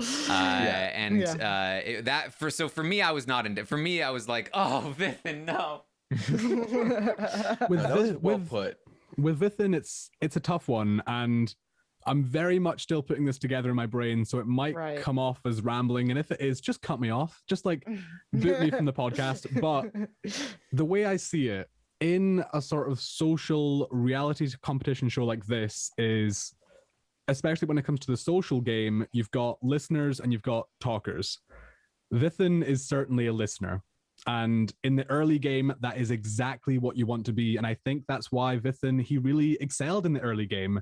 Because, let's be honest, he's been thrown in with a bunch of reality TV wannabes. And as one myself, all that we want to do is tell you our entire life story within the first 15 minutes of meeting you. So being a good listener in that scenario is fantastic, because if you're a sort of active listener, it can make you come across as their best friend instantly. Like, oh, someone who actually wants to listen to me. That's an instant bond. So listening is great in the earlier stage, but as the game progresses, and I think this is exactly what we've seen, I don't think Vithin really had that talking part to his game. I don't think he could really just out of the blue put himself out there or have I'm sure Vithin has amazing fun stories that would have absolutely made the circle crack up and made people grow closer to him. I just don't think he sort of found the opportunity to utilize those stories. Mm-hmm. So I think in terms of listening, he was fantastic. He was probably one of the best listeners in the circle because he was so humble and genuine. But in terms of talking, in terms of developing your own personality and putting yourself out there, I just don't think he quite had it. I mean, I agree with that. I think both of you have made very good points with it. Ultimately, I have two questions. Well, I have one statement, one question. Ultimately, this game is very hard for someone who has the Vithin type, right? Who is more of a, I'll have a long form conversation instead of like 50 little conversations, because like that is a great person to have in your corner to talk through like bigger issues and like problems you're going through. But in this game, you need to be quick. Like they give you like, you have 15 minutes. You need to put all of your stuff in there, and it has to be surface level because that's as far as you can scratch it. So it really is hard. The second thing is, this is a question I have for the three of you. Do you think, because Vithin clearly was like, this isn't me. I can't be this person. I have to confess. If Vithin was playing a catfish, right? Let's say Vithin picks like who he thinks is the most extroverted party animal, like social guy, right? As a catfish profile. Do you think then he would be able to fool himself to like channel that person and do that more? Because I think that when you look at yourself, you're like, well, this isn't really me. I can't do this. I got to stick to who I am. So by putting yourself into another person's identity, would someone like Vithin benefited from being a catfish in this instance, in this house? Yeah, if you don't mind, I think that's a great thought, because every time he was on anonymous mode, he had that quick confidence, whatever he wanted to do. So maybe if he was working under a catfish profile, he would have been able to be just that troll, the troll Vithin that we love. That's a friend of the podcast. Maybe that's the answer. Maybe if he had gone in, not trying to be himself, but tried to do the catfish thing, it would have, like Rowan said, he said he wanted to be the game player. He wanted to make moves. Maybe if he was a catfish, it would have given him that level of step back for him to be like, oh, I'm just here to play a game. So now I kind of want to see him as a catfish. I mean, speaking for myself, when I was a shy little boy, like the way that I got myself out of my own shell was to pretend that I wasn't me, right? Like to pretend that I like, oh, I'm a person that can smile at somebody when they walk by. And then, then eventually I became the person I was pretending to be, right? Like that's kind of how it works. If you do it right. So I absolutely agree. I think it would have helped a lot. I do think that like it's not going to just immediately like turn on. Like I think that Vithin probably, what usually happens with catfish is at the start it would have been like, hey, what? And then if it worked, it would have been great. But then eventually it probably would have settled down to a more natural rhythm of where he probably would normally be, and then they'd be like, it kind of feels like they've dropped off a little bit. But I do think it would help at least a little bit to move forward. So I think it would help get him out of his shell, but then he would also be lacking part of what makes him so fun, right? So I think it's a double-edged sword to some degree. Maybe if he was playing like a version of himself, if he could get it in his mind, I'm playing a version of myself that is more popular or something along those lines. That maybe that would have helped, but who knows? Yeah. All right. He does reach out to Saeed and he opens up about his mother. And for Saeed, he's like, oh, like, damn. This is like a little late on this one, but now I don't know if I should trust this guy. I feel like he might be trying to set me up. But I think this is an indication of the game perhaps that Vithin could have played if he had been able to be a little more I guess aggressive with his conversations in the previous bits here. But it was nice to see. It was nice to see. It's really a shame as well, because I think this conversation, it was just at the wrong time. If it had come a little bit earlier, if that bridge hadn't already sailed, this is exactly what we wanted to see from Vithin, is opening up a little bit, just a little bit of who he really is, the genuine, amazing person that he is. But it's so easy for someone with the sort of personality type as Vithin has to be drowned out by these big, outlandish, brash reality TV show contestants. They've been cast for a reason, because they are just, here is my entire life, have it. You can, every single aspect of it. Vithin doesn't quite fit that mold. I think he made for some really entertaining TV, and I'm delighted that he was cast. But finding your place amongst these huge, frankly, egos is really hard to do. It's really, really hard to do. All right, well, speaking of egos, let's talk about there's a special date planned for Felix and Manrika, and this is we talk about the producers. This is the producers having a laugh, so to speak, on behalf at Manrika's expense, right? Where they're getting ready, they're getting dressed up. She's like, I hope he's getting all dressed up. I hope he's not showing up in some trainers. And of course, Felix, what's her actual name? Natalia. Natalia, of course, yes. is very dolled up, looking more great. Than Manrika. Yep. And this gets a little weird, where Felix starts saying, like, I'm just saying what I think would capture my attention if I were talking. And I thought this was very, very telling in terms of how these sorts of things tend to go in gender roles and such. But she has to show no weakness, show no fear. That's the way to do it. Hello, toxic masculinity. Hope you enjoy your stay. Manrika's like, I'd usually be bored by now, but I actually really like Felix. I can't remember the last time I've had this feeling. That bar must be so low. It honestly makes me so sad. It boggles my mind that the whole Felix flirting thing, from what we've seen anyway, is working. Because it's awful. It's as has been said, it's toxic masculinity at its finest.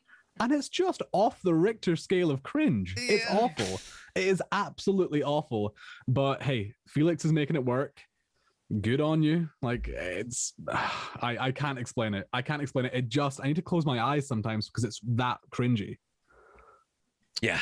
I think that one of the reasons, so obviously Felix comes into the house, flirt swinging. Everybody's catching a little bit of the piece of the flirt. And then it helps that Gemma was like the other more vocal recipient of it. I was like, I wasn't into it. And Manrika's like, wow, how dare you? So you're saying I shouldn't be into, like, for Manrika, I feel like it was more like fire into the Gemma hate. So she didn't even, like, she let Felix in. Next thing she knows, she has someone who's like, interested talking to her. Let's also remember the pandemic factor here, where, like, being in the pandemic, you're pretty well locked away from any dating, right? Like, at best, you're doing what they're doing now, which is all digital conversation. So to get like that little intimate moment of, someone's clearly paying attention to you, and Felix is like, the toxic masculinity is strong with this one, but also Felix is like knowing how to navigate Natalia knows how to navigate like the right parts of it. You know what I mean? Like, I'm going to put the charm in. It's a little douchey, but I'm also like, I'm what you want. I'm what you want to cuddle up to at night. I'm going to like, I'm going to be like, I'm going to be what a are bit we of eating in the morning? Exactly. Yeah. I'm gonna be a bit of a dick, but then I'm gonna whip out play the saxophone for you. Like, it's weird. It's like, and it's Yes. working. It's like a weird middle that she's mastered, and clearly Manrika responds positively to this. But I also, based on what Manrika herself has said, Rowan, I do agree with you. The bar has been set low from prior, for sure. Yeah. And that was the funny thing, because it's like Natalia's like, I'm gonna say what I think I want a man to hear, and that's all it takes. She sprinkled in a little bit of the douche and a little bit of toxic masculinity, but at that moment she said, I'm just gonna say what is real. You know what I'm saying? What she wanted to say, and she said some things like, I have your back. I genuinely, like, that's how easy it is. It's like, just show a little bit of emotion, guys, and you might you might get a fish. But at first, I wanted to believe Manrika every time she was like, oh, I'm not being taken in by Felix. This isn't because of Felix. I was like, yeah, girl, yeah, you're not taking it. And at this point, I was like, oh no. I wrote that in my notes. I was like, oh no, Manrika, she's falling for it. I was like, no. I was like, I can no longer pretend that she's playing him. She is being played. She is clearly fallen for Felix, and it's so unfortunate. And Natalia's playing this awesome. Natalia's beautiful too. I'm sorry, I just had to throw that out there. She is so freaking pretty, and even she is kind of like, oh man, now she likes me. This is such a great dynamic. I love it. Can I just say, there's something about Natalia that I'm really starting to enjoy with she obviously has emotions, but she's so I guess it must be like the army in her that is like she's so like, she just gets to work, like she's like, oh no, I feel so bad about this. I don't know if I can keep, and then she does it, and she just does it, like she just keeps going, no stop. She was like, I'm just gonna say what is true to me, and then writes out a ton of BS, and like I was like, whoa, like she's just like goes it. It's really, I'm really enjoying it. And I will say that, like, I do, there is, like, for as much as I'm looking forward to the reveal, like there is also a part of me now that it's like, oh, this is, I feel for me. Like, this is entirely her fault. Like, what are you thinking? This is a game about catfishing. Why would you do this? But at the same time, it's like, I still know that feeling, and I feel bad for what she's going to experience because it's gonna suck. We need to appreciate Natalia. We need to appreciate Natalia, because I've had this theory for a while, and episode by episode, it kind of just gets more and more valid. Natalia might be like a real life Black Widow. She might be a super soldier because, number one, she is lying spectacularly well. She is getting no sus from anybody. Round of applause for that. She speaks Russian, number two. Number three, you guys saw that painting in portrait mode. If there's any chance I'm going to bring up portrait mode, I'm going to take it. That thing, you could hang that thing in the Louvre. It was beautiful. And there was a little bit of B-roll footage this week of her sort of bringing out a cake that she'd baked from the oven. She bakes like Mary Berry. Like, she's incredible. She is absolutely incredible. This woman can do anything. Are we sure she's not a robot? She might be. She might be, Taran, honestly. Is she one of my kinds? She might be your perfect match. I like her. I really like her. I ship it. I definitely ship it. I feel like the only other time I can think of where someone came in and was so flirtatious out the gate, and that was their whole spiel, was in the first season. I don't remember who it was, but the older woman who was catfishing as a younger woman who went after Dan, and then they had their date. So, but like, she's someone who, when I first saw this, because of my prior watching of The Circle, I was like, this is dumb. You're going to fall flat in your face.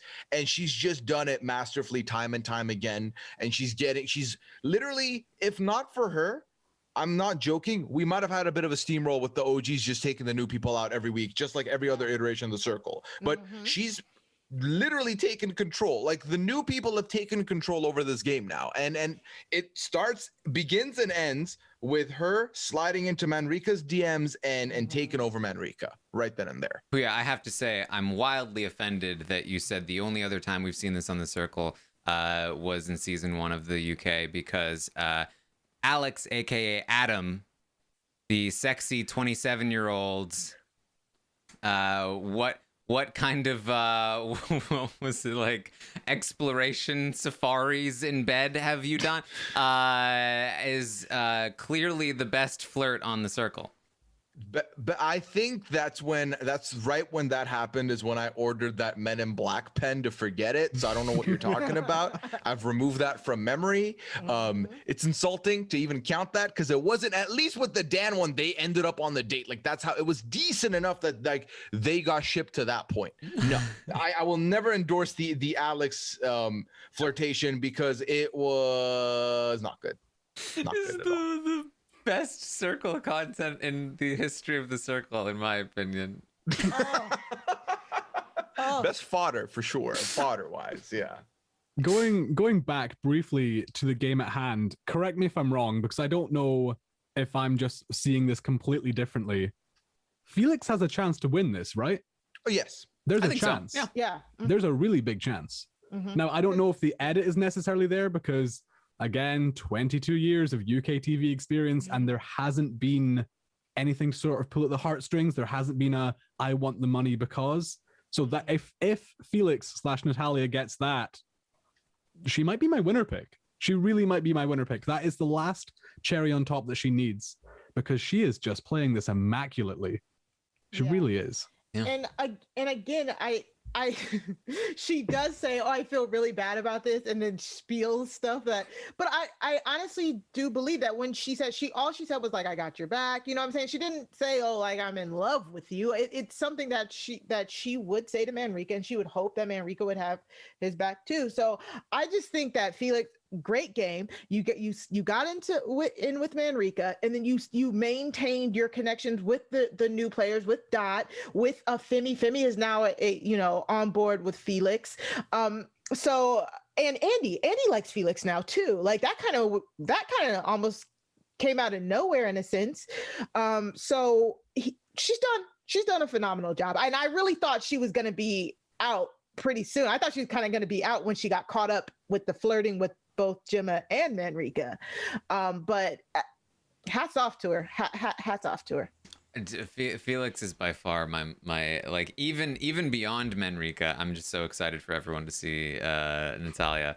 Yeah, but now I don't even know if I want it to be at the finale because I just don't want a Dan and Alex again. We need it. I know you guys do, but I can't. My heart cannot take that. We need them to be the first two in there, and there needs to be a lengthy period of time before they send anyone else. And I need Manrika to look at Natalia and be like, Pippa?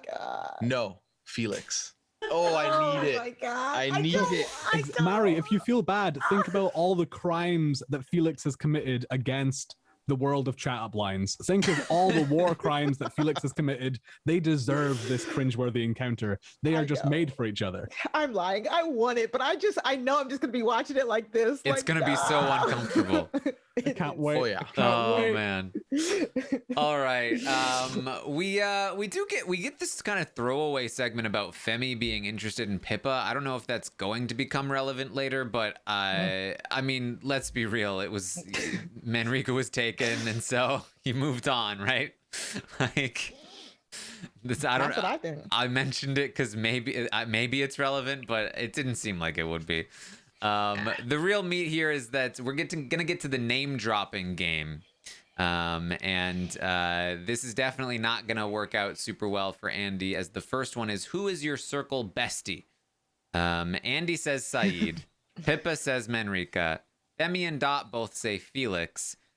Vithin, Manrika, Saeed, and Felix all put Andy. This is not the place where you want to be. Now, this could be good for Andy in the sense that he needed this to happen before the finale. And so now a good drop at this time, but he survives, could actually be good for him. But he needs to survive first. And, I don't know if that's going to work out so well for him. So, definitely not good for his game here, Mari. Yeah, I think that he falls at the right time, like you said. I think in order for either Andy or Manrika to win, they both need to be in the finale. I think that's kind of the only way they get there, because you cannot have one clear favorite. You can't just have Manrika. You can't just have Andy, because everybody will tank the one person who's there. If both of them are there, I think it could create a type of variance where they're like, okay, so do we put Andy at the bottom or do we put Manrika at the bottom? We put them like stacked on each other. Like, I think they both need each other. That's why I personally think.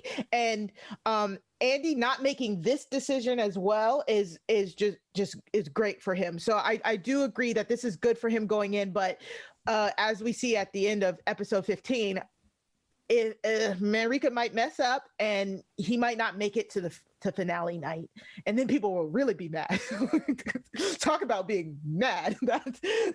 They are going to be livid if Andy doesn't make it to finale night. And I honestly, I want him to make it to finale night too. We need that one person to be upset that there's so many catfishes around the table. Well, I mean, really, if we're talking endgame strategy, it's actually, if this plays out the way that I think it might, it's very ironic, because Manrika sees Andy as her biggest competition, right?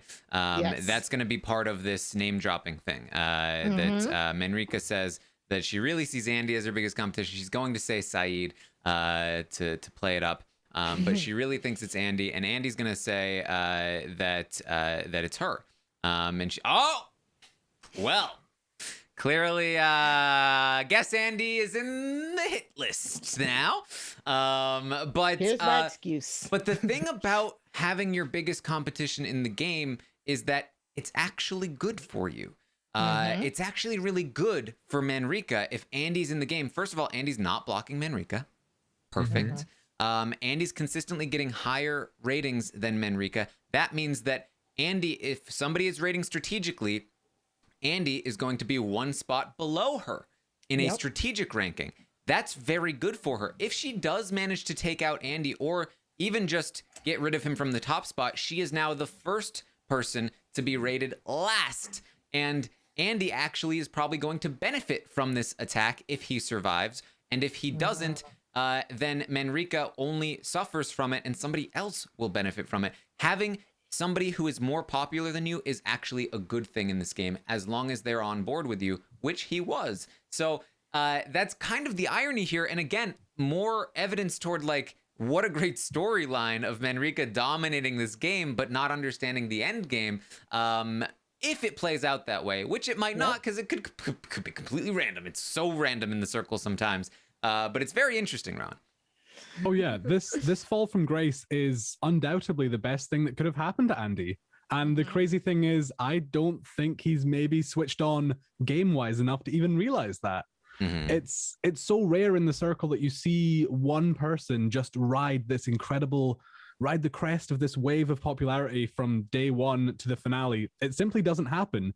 You have to be seen to sort of ebb and flow. You have to be seen going on a sort of journey. Like, I truly don't believe, and I mean, sure, I'll be proven wrong next series when everything I say is just completely incorrect, but I don't believe you can just enter the circle as a golden boy and just maintain your status of perfect person all the way to the end. I don't think that's a winning strategy. Yep. No, not even close. I think that ultimately, we talk about what the strategy should be for the end game, because the end game of literally once you get to the last week of the circle, it's a different game than whatever you were watching the first 3 weeks. Exactly. You are not going to win being the winner of the first 3 weeks. That's not happening. So if I'm Manrika, what you need is the most obvious ratings going into the end. So Andy being clearly someone who's been rated highly is good for exactly the reasons Taran points out. He's someone that is guaranteed to be hit with like last place on all the ratings at the end, because everyone knows he's been ranked this high so far. You don't want that. I think then with Manrika, it's interesting because honestly, if she wins, she's winning because she's got the backing of so many people. To the point where they're not going to strategically tank her. They're like, no. She's my person. And I can see her getting this because of the way everyone is loving her right now in that house. So she's getting that bump up. The Saeeds of the world, who would put her first, even though it means that he loses. I think Tally was one of those people as well, which is why I still feel like it was a mistake to take her out. I do not think that Felix is one of those people. Felix isn't even rating her first in these rankings. So that's interesting. So I feel like she's starting to run out of allies who would do that for her. But I think you're right, Pooya. I think that, that is the way. If you want to be the golden person throughout the entire game and also win, you need to have allies who are willing to essentially gift you the win over themselves. Yeah, what you don't want, in my personal opinion, is you don't want Femi or Pippa touching Final Four. Here's why. Yes, they're her allies for right now. They will help her right now. They will always rate her high right now. But because there's not enough substance there, there's not enough information there, people will rate them higher because they don't know. They're like, and like that's how you get them. Yeah, exactly. Yeah. And that is how you could get them winning, despite not being there the whole way through. So someone like Saeed, I would argue, is the biggest danger to Manrika, because Saeed is exactly the type of player that will get the top rankings because of who he is, regardless of gameplay, and will also rate that way, which helps Manrika. So it's in a weird way, yes, Saeed will help her, but will also hurt her because I think Saeed's her biggest competition to take the whole thing. Yeah. All right. Well, sorry, Taran. So Saeed, Manrika, Andy. What happens if they all make it to the finale? I mean, it goes to Saeed? It depends. It depends on the latest position of where people think they're at, right? Yeah, that's true. So, like, strategic raters will probably go in the opposite order of perceived popularity. So, which would at this point probably be Manrika, Saeed, Andy at the highest level. The non-strategic raters might go Manrika, Saeed, Andy, and so they might cancel those out a little bit. Depending on who is a strategic ranker and who is not. New players, I think, are much more likely to be strategic rankers. And people, catfishes, I think, are much more likely to be strategic rankers. I think that there's going to be a lot of strategic ranking going on, especially considering what happens here in this particular ranking. But the thing about the strategic ranking is that it can end up being random, because the more you think about it, the more you're like, well, if everyone's being strategic, then I should go the other way and put Manrika first again. It could get tricky in that way, but who knows? Was it Brazil, the one that went where like basically everybody did strategic rankings and you're like, I have no clue who's gonna win this? I believe so. I want to say it was Brazil. Yeah, I think it was Brazil. Brazil was like, the finale got so muddy. There was like, okay, I guess. Oh, okay, you won. Cool. Okay, I actually liked you. All right, great. Love that ending. Yeah, but that's the thing. There's a fine line of how much you are strategic until you pass and you become stupid, silly, goofy, random. Like, it gets worse. The more you overthink it, the more now it's no longer strategic. Now it's like over the top and wild card. Like, you have no idea what's going to happen. Yeah. All right. So we get to some player rankings here. Femi is going to put Saeed at number 1. They have bonded. Andy at number 6. Femi is not happy with Andy because Andy said that Femi was strategic in the name dropper thing, somewhere along these lines. Saeed is going to put Manrika number 1. Tactically puts Femi at number 2, he says. Felix last at number 7. So obviously Saeed dropped Andy a little bit, definitely helped contribute to the Andy drop. Manrika put Felix number 1, Andy number 5, Vithin 7. Felix put Dot number 1 still, and Dot put Felix number 1 still. They clearly, I think the reason Dot is not giving us much is because the show is not giving us much Dot. Dot was clearly very close to Gemma, didn't see any of that. Clearly has a much tighter bond with Felix than Manrika does. Not seeing any of that. But Dot is going to put Vithin number 7. Felix puts Pippa number 7. Pippa does Andy 7th, Vithin first. Vithin does Andy number 1, Manrika number 3. Ooh, that was a mistake. And Pippa number 6. He even says when he ranks Manrika so high, he says, well, we'll see. This is a good way to find out if she accepted the apology. Like, is it the best way to find out? Andy puts Saeed number 1, Vithin number 4, but we get to the results, and it's Vithin in last place, followed by Pippa, Femi, Andy, Dot, and Saeed tied for 3rd, which leaves Felix and Manrika, the power couple of the game here, Pooya.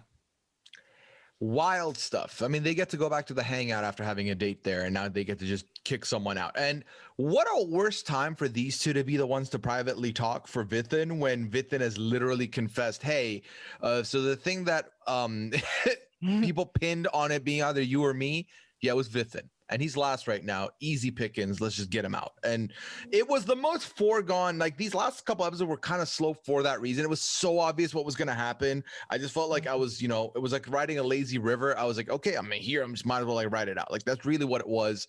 So I'm going to take this time real quick and talk about the Femi being anti-Andy.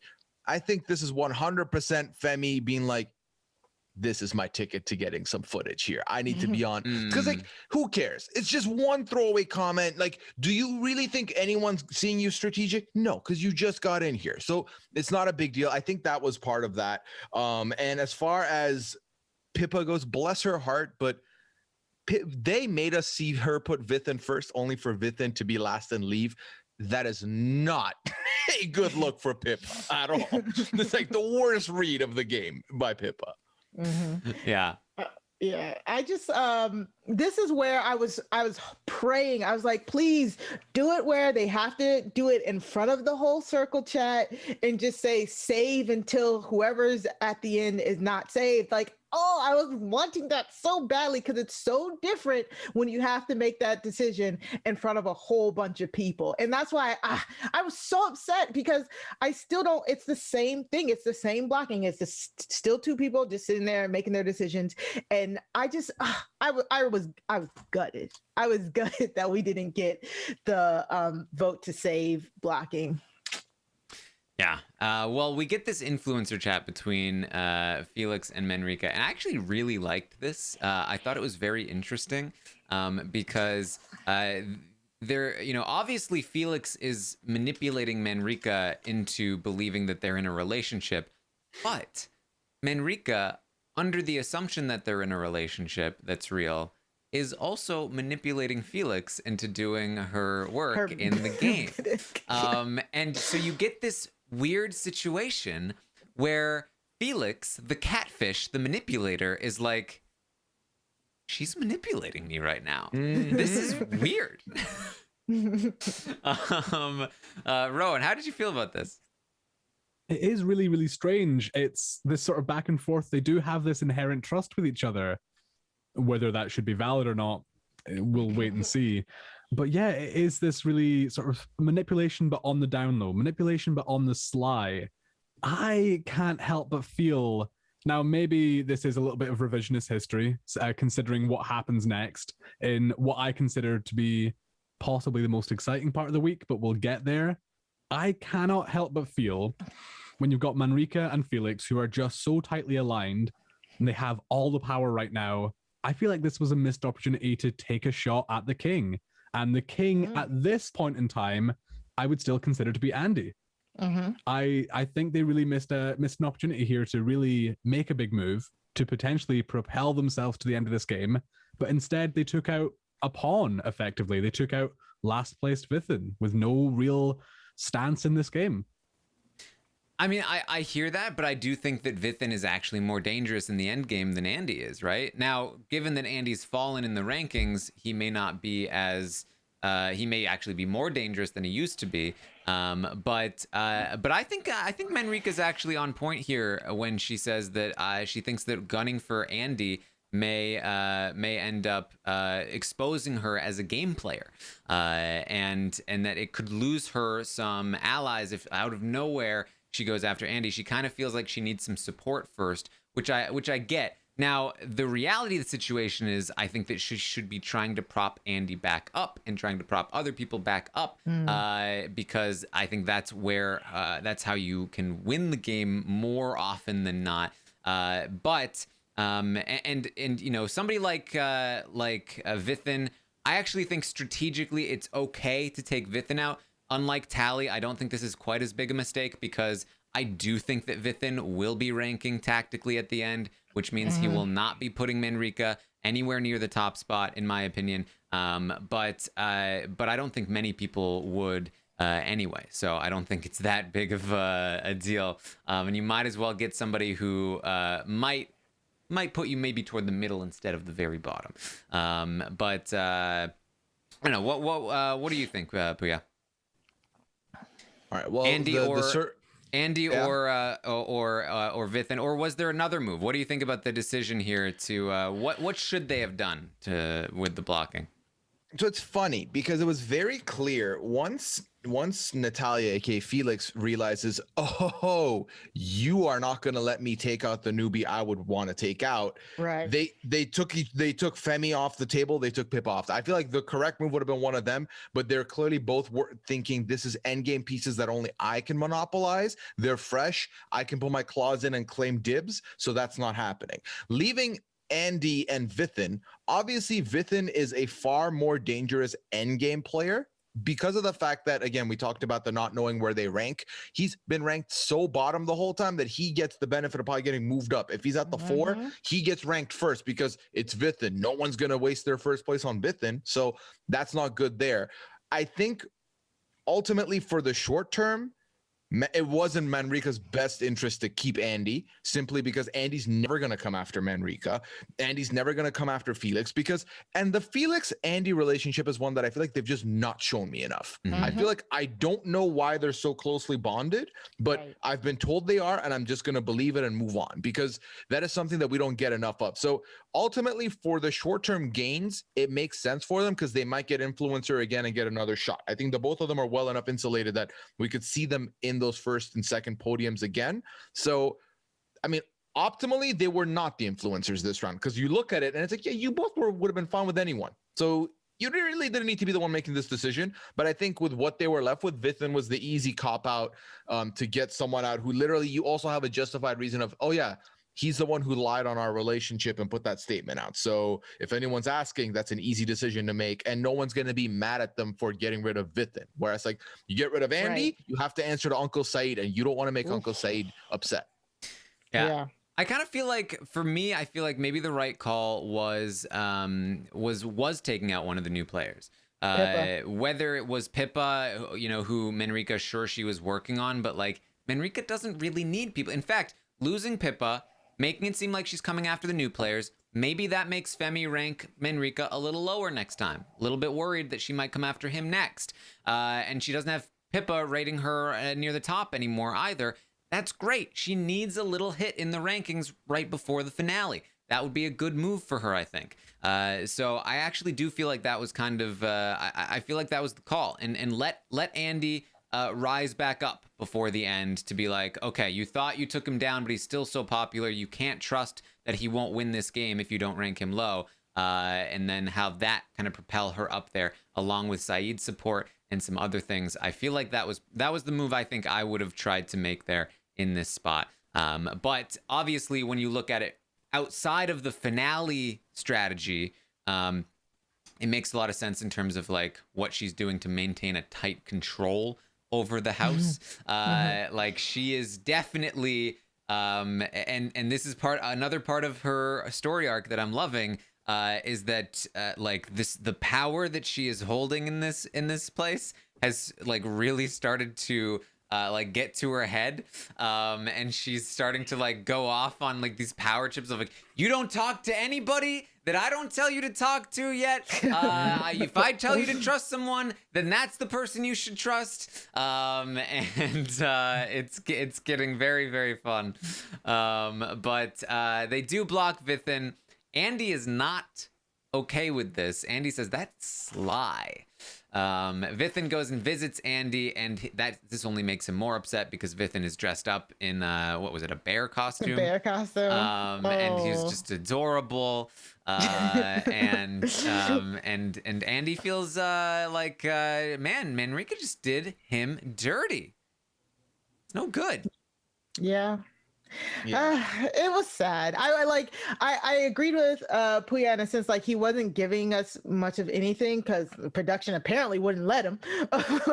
But the meeting with him and Andy was so so sad. It was so genuine. I really liked this meeting because he was like, oh my God, you're real. They're both were like, oh, you're both real, and it was so cute, but it was sad. And I get why Andy's mad because, like Vithin told him, I've been rating you number one since the beginning. So even on this last one, so Andy has to put two and two together. You put me first on this last ratings, and I was still right above the newbies. Ooh, snap! That's not good, So yeah, he's mad. But again, like you were saying, he wasn't putting Manrika at the top. I mean, it was a few slots down lower. So like it was I hate it, but it does seem like it was the right decision for her game, just because he's strategic ranking. He wasn't ranking her at the top. He did that stuff with Felix. It was a good get out of free card once she got rid of him. He was already ranked last. He's been ranked last at least 3. Has it been the last 3 ratings? At least the last 2, possibly the last 3. Gemma somewhere, but like he's been consistently at the bottom, and Saeed was like, yes, great, let's go. Like, you know what I'm saying? Like, I don't think she could have done much there. I really don't, other than taking out Pippa or taking out Femi. But Pippa rated her number 1. Rated her number 1. And Felix wasn't going to let her take out Femi. So it's just a bad luck of the draw for Vithin there. Yeah. Can I also point out the humor in the fact that last week I was on this podcast like, Vithin is so great in these anonymous games. He knows just how to troll without doing anything too serious. Like, this is so clearly just like a fun little poke at a relationship that seems way too extreme for the circumstances. Not gonna hurt anyone's feelings for real because it's all in fun and games. And this is the very thing that gets him blocked by Manrika, because how dare he potentially come in between her and her man. Yep. I Again, mean, let's not dwell too much on the past, because if we start dissecting the things that we have said, the predictions that we have made, yeah, that doesn't make for some good listening right there. It turns out we have to sort of hand in our reality TV membership cards because really we don't know what's going on. The streets of reality TV prediction are littered with bad takes and incorrect guesses. So we won't be the first, and we will not be the last for sure.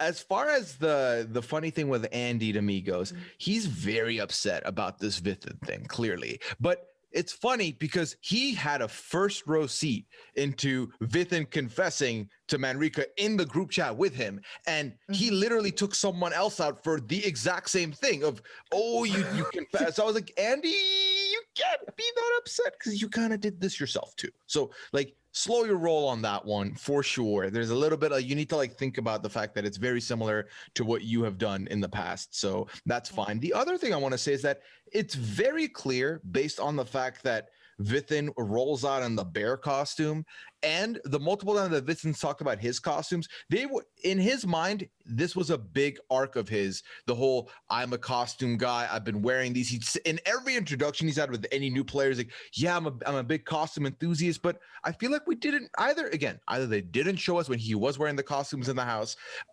or he just wasn't really wearing them that much, because I just found that was a big part of him explaining his character, and there was little to no payoff outside of him seeing Andy in the bear costume. So yeah, and talking to Saeed in the toga. Yeah. Oh yeah, I forgot about. I forgot about the toga. I think that was it though.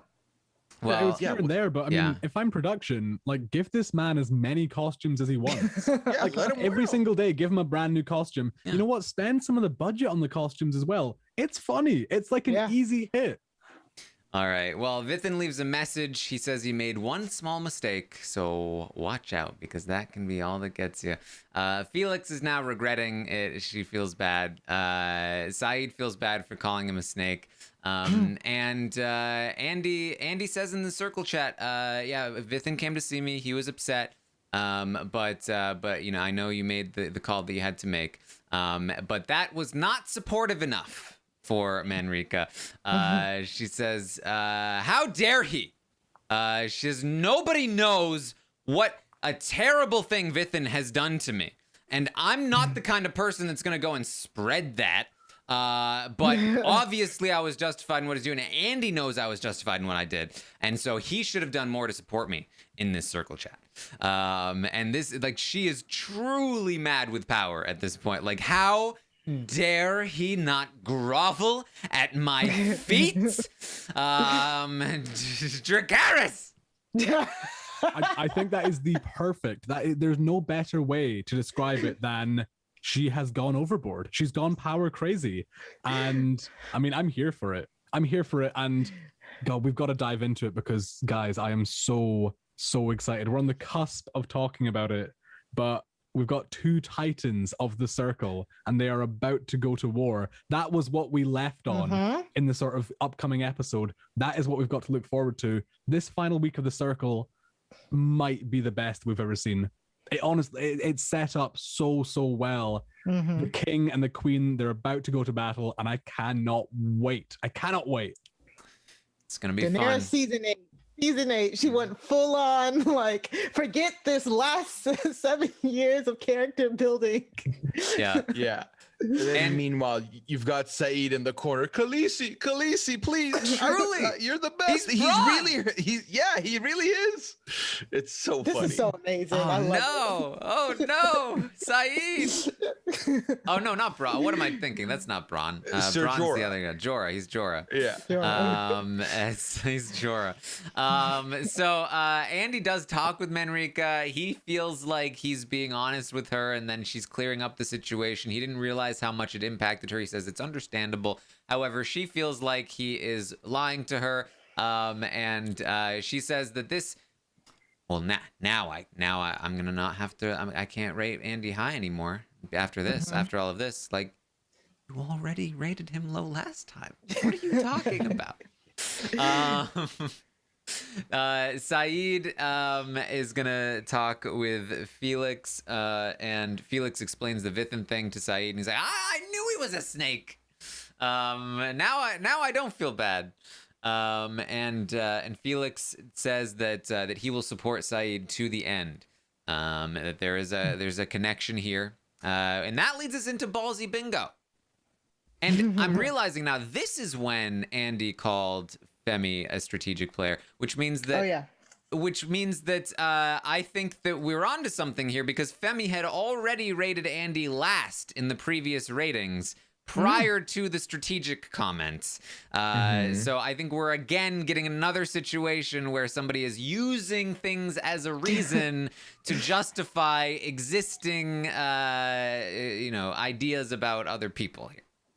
Perception becomes reality, This was the moment where I was like, oh yeah, Manrika, Femi, like they were waiting for the moment. And it's like, got you. I could now use this to convince myself that I am now in the right to come for you. And I'm all here for it. Like Rowan said, I'm here for it. This game, Ballsy Bingo, was so funny. It's like Saeed and Andy, like missing their question. It just came from some people were thinking about it strategically and some weren't. And I don't care what anybody says. Andy saying Felix's name was strategic because he did not want to piss anybody else off. Like that's what it really was. And he kind of woke the dragon in Felix, So yeah. Tim Robinson in the chat says, I figured it out. Manrika is Nicole Franzel. Finding reasons to go after. A little bit of Vanessa with the. Well, Vanessa fully invented reasons, right? Whereas Nicole would find personal reasons to justify the hatred, right? There's definitely some Franzel in there. the funny thing is, I think when she first started, it was big reasons. It's like, okay, I get it. And then the next one was like a little bit less of the reasons. And then by the time we've gotten to Andy, I was like, okay, so you kind of completely fabricated this in your mind. So it's just like, I think she's been like feedback looping herself. Like, see, I was right. So now I have to continue to be right about these people. I mean, fully, the Vithin thing is like, it reminds me a lot of a couple guys, a couple tries. You know, like... I don't know, because I still maintain that Bailey did not. I don't even think she said it directly like that. I think that's what I'm saying. I don't like. I'm saying they were both just like fun little shady comments. Yeah. But Manrika is Nicole Franzel. I might be Team Saeed now. I don't know. It's making me reconsider some things right now. I mean, you can compare them to each other and then still like one and dislike the other, just like me. Yeah. One is my cup of tea, one is not my cup of tea. Yeah, well, exactly. I mean, look, I make these comparisons all the time because you see one aspect of somebody and there's a comparison to be made with that one aspect of another person, right? There are lots of other things about these people that are very different, right?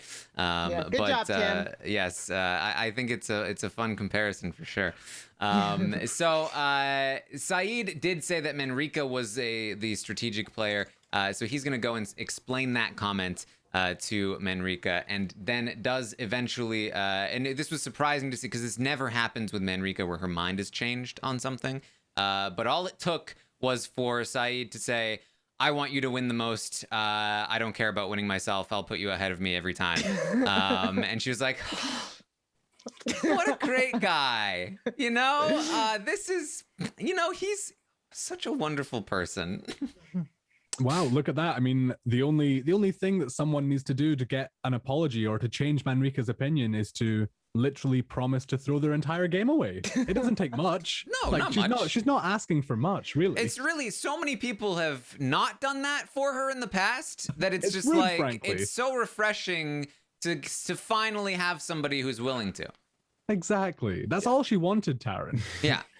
I think that I fully recognize that half of this is Hashu's personal clouded judgment for Manrika. The crush he has on Manrika for sure has been showing. However, it did take a lot to recognize that, hey, this is something I need to mend. Whether or not, whatever it is, I need to fix this. And him going there to fix this with her and successfully doing so is worth acknowledging, because no one else has been able to step away from the wrath of making Manrika's hit list like this. Mm-hmm. Only Saeed is able to do this, and Saeed's not able to just do this, but do it so well that he also gets the I have you. And when Manrika says it to him, she says it differently than she has to Tally. She says it differently than she has to Vithin. I believe her when she says this to Saeed. Saeed's not going anywhere with Manrika. I genuinely don't believe that's going to happen. Not as long as he's saying he'll fall over for her, right? No, and he will. And he will. That's what I'm saying.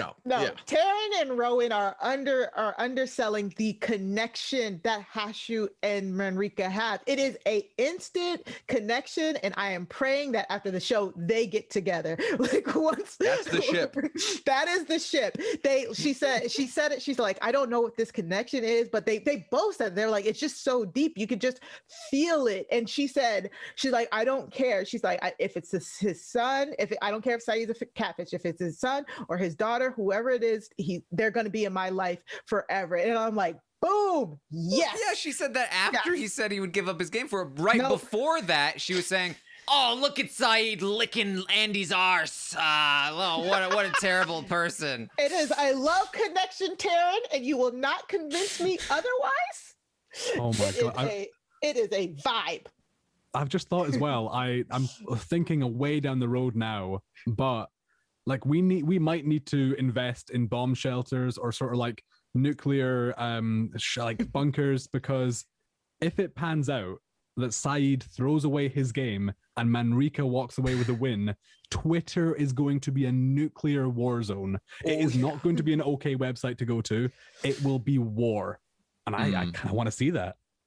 Yeah. Well, we end the week at the Blingo party. where Manrika is going to throw Andy under the bus to Pippa. She says that Andy is like an F-boy with friends. Hold on, I can maybe try and... He's like a boy with friends. Nice. And they're going to bring Femi in. Femi is like, oh, I wish I could talk about how much I hate Andy. And then Manrika's like, hey, guys, we all hate Andy, right? And he's like, yay! We all hate Andy. And they make an alliance called #TripleThreat. And this is when Manrika's like, yes, my minions. You do what I say. You rate what I want. You talk to who I want. I'm coming for you, Andy. Boom. See you next week. And this was good, like interspersed with like Andy just doing random cleaning. It's like, oh, if you didn't know who they want you to root for, it'll be those slow cutaways of him like putting his shoes next to each other while they're like, we're gonna get him. Oh, he's vacuuming a little bit. Like, that's the thing though, like the so Circle, great. obviously they love their cliffhangers. They love like who's going to be visiting who's been blocked. Throughout all of that, this is my favorite one. I've never been more hyped for a next episode than I am right now, because hopefully they're not overselling this with the edit, but it really seems like two titans are about to go to war, and that is going to make some damn good TV. Well, but here's the problem though. Is Andy even a Titan anymore? Or has this battle already been won by Manrika? Where does Andy go from here? How does he survive?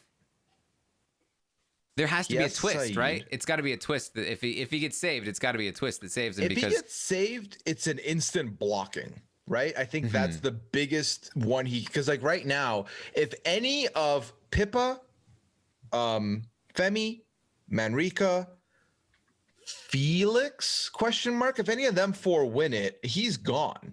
Like, I don't see a world where he's not gone. You know, I don't think Felix has been turned against Andy yet. he hasn't. Yes. That Yeah. was, yes. Yeah. That That's could exactly what I was honestly, gonna say. that could cause problems between Manrika and Felix. If Manrika Yes. tries to turn Felix against Andy, and Felix is like, nah, Andy's pretty chill. What do you mean? He was fine in that circle chat. Manrika's gonna be like, Felix is gonna go.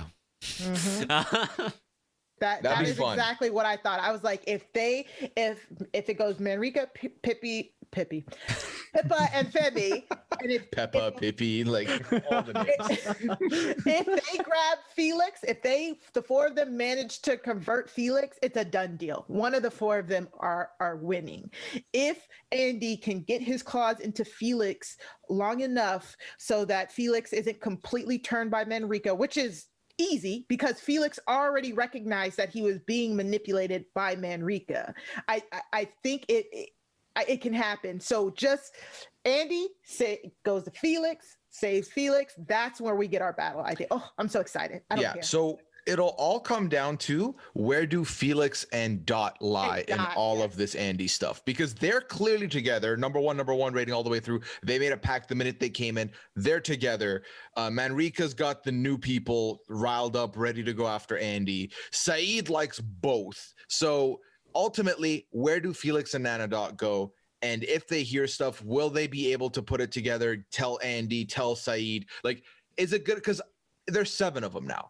And let's talk about this real quick. The season finale is on Friday. We're getting episodes again as of tomorrow. So that's a total of about 6. Sunday, Monday, Tuesday, Wednesday, Thursday, Friday. 6 episodes. Are we going to see someone new come in? Probably. I wouldn't put it past them. I Probably. really wouldn't put it past them. It's not impossible. I think we will, personally.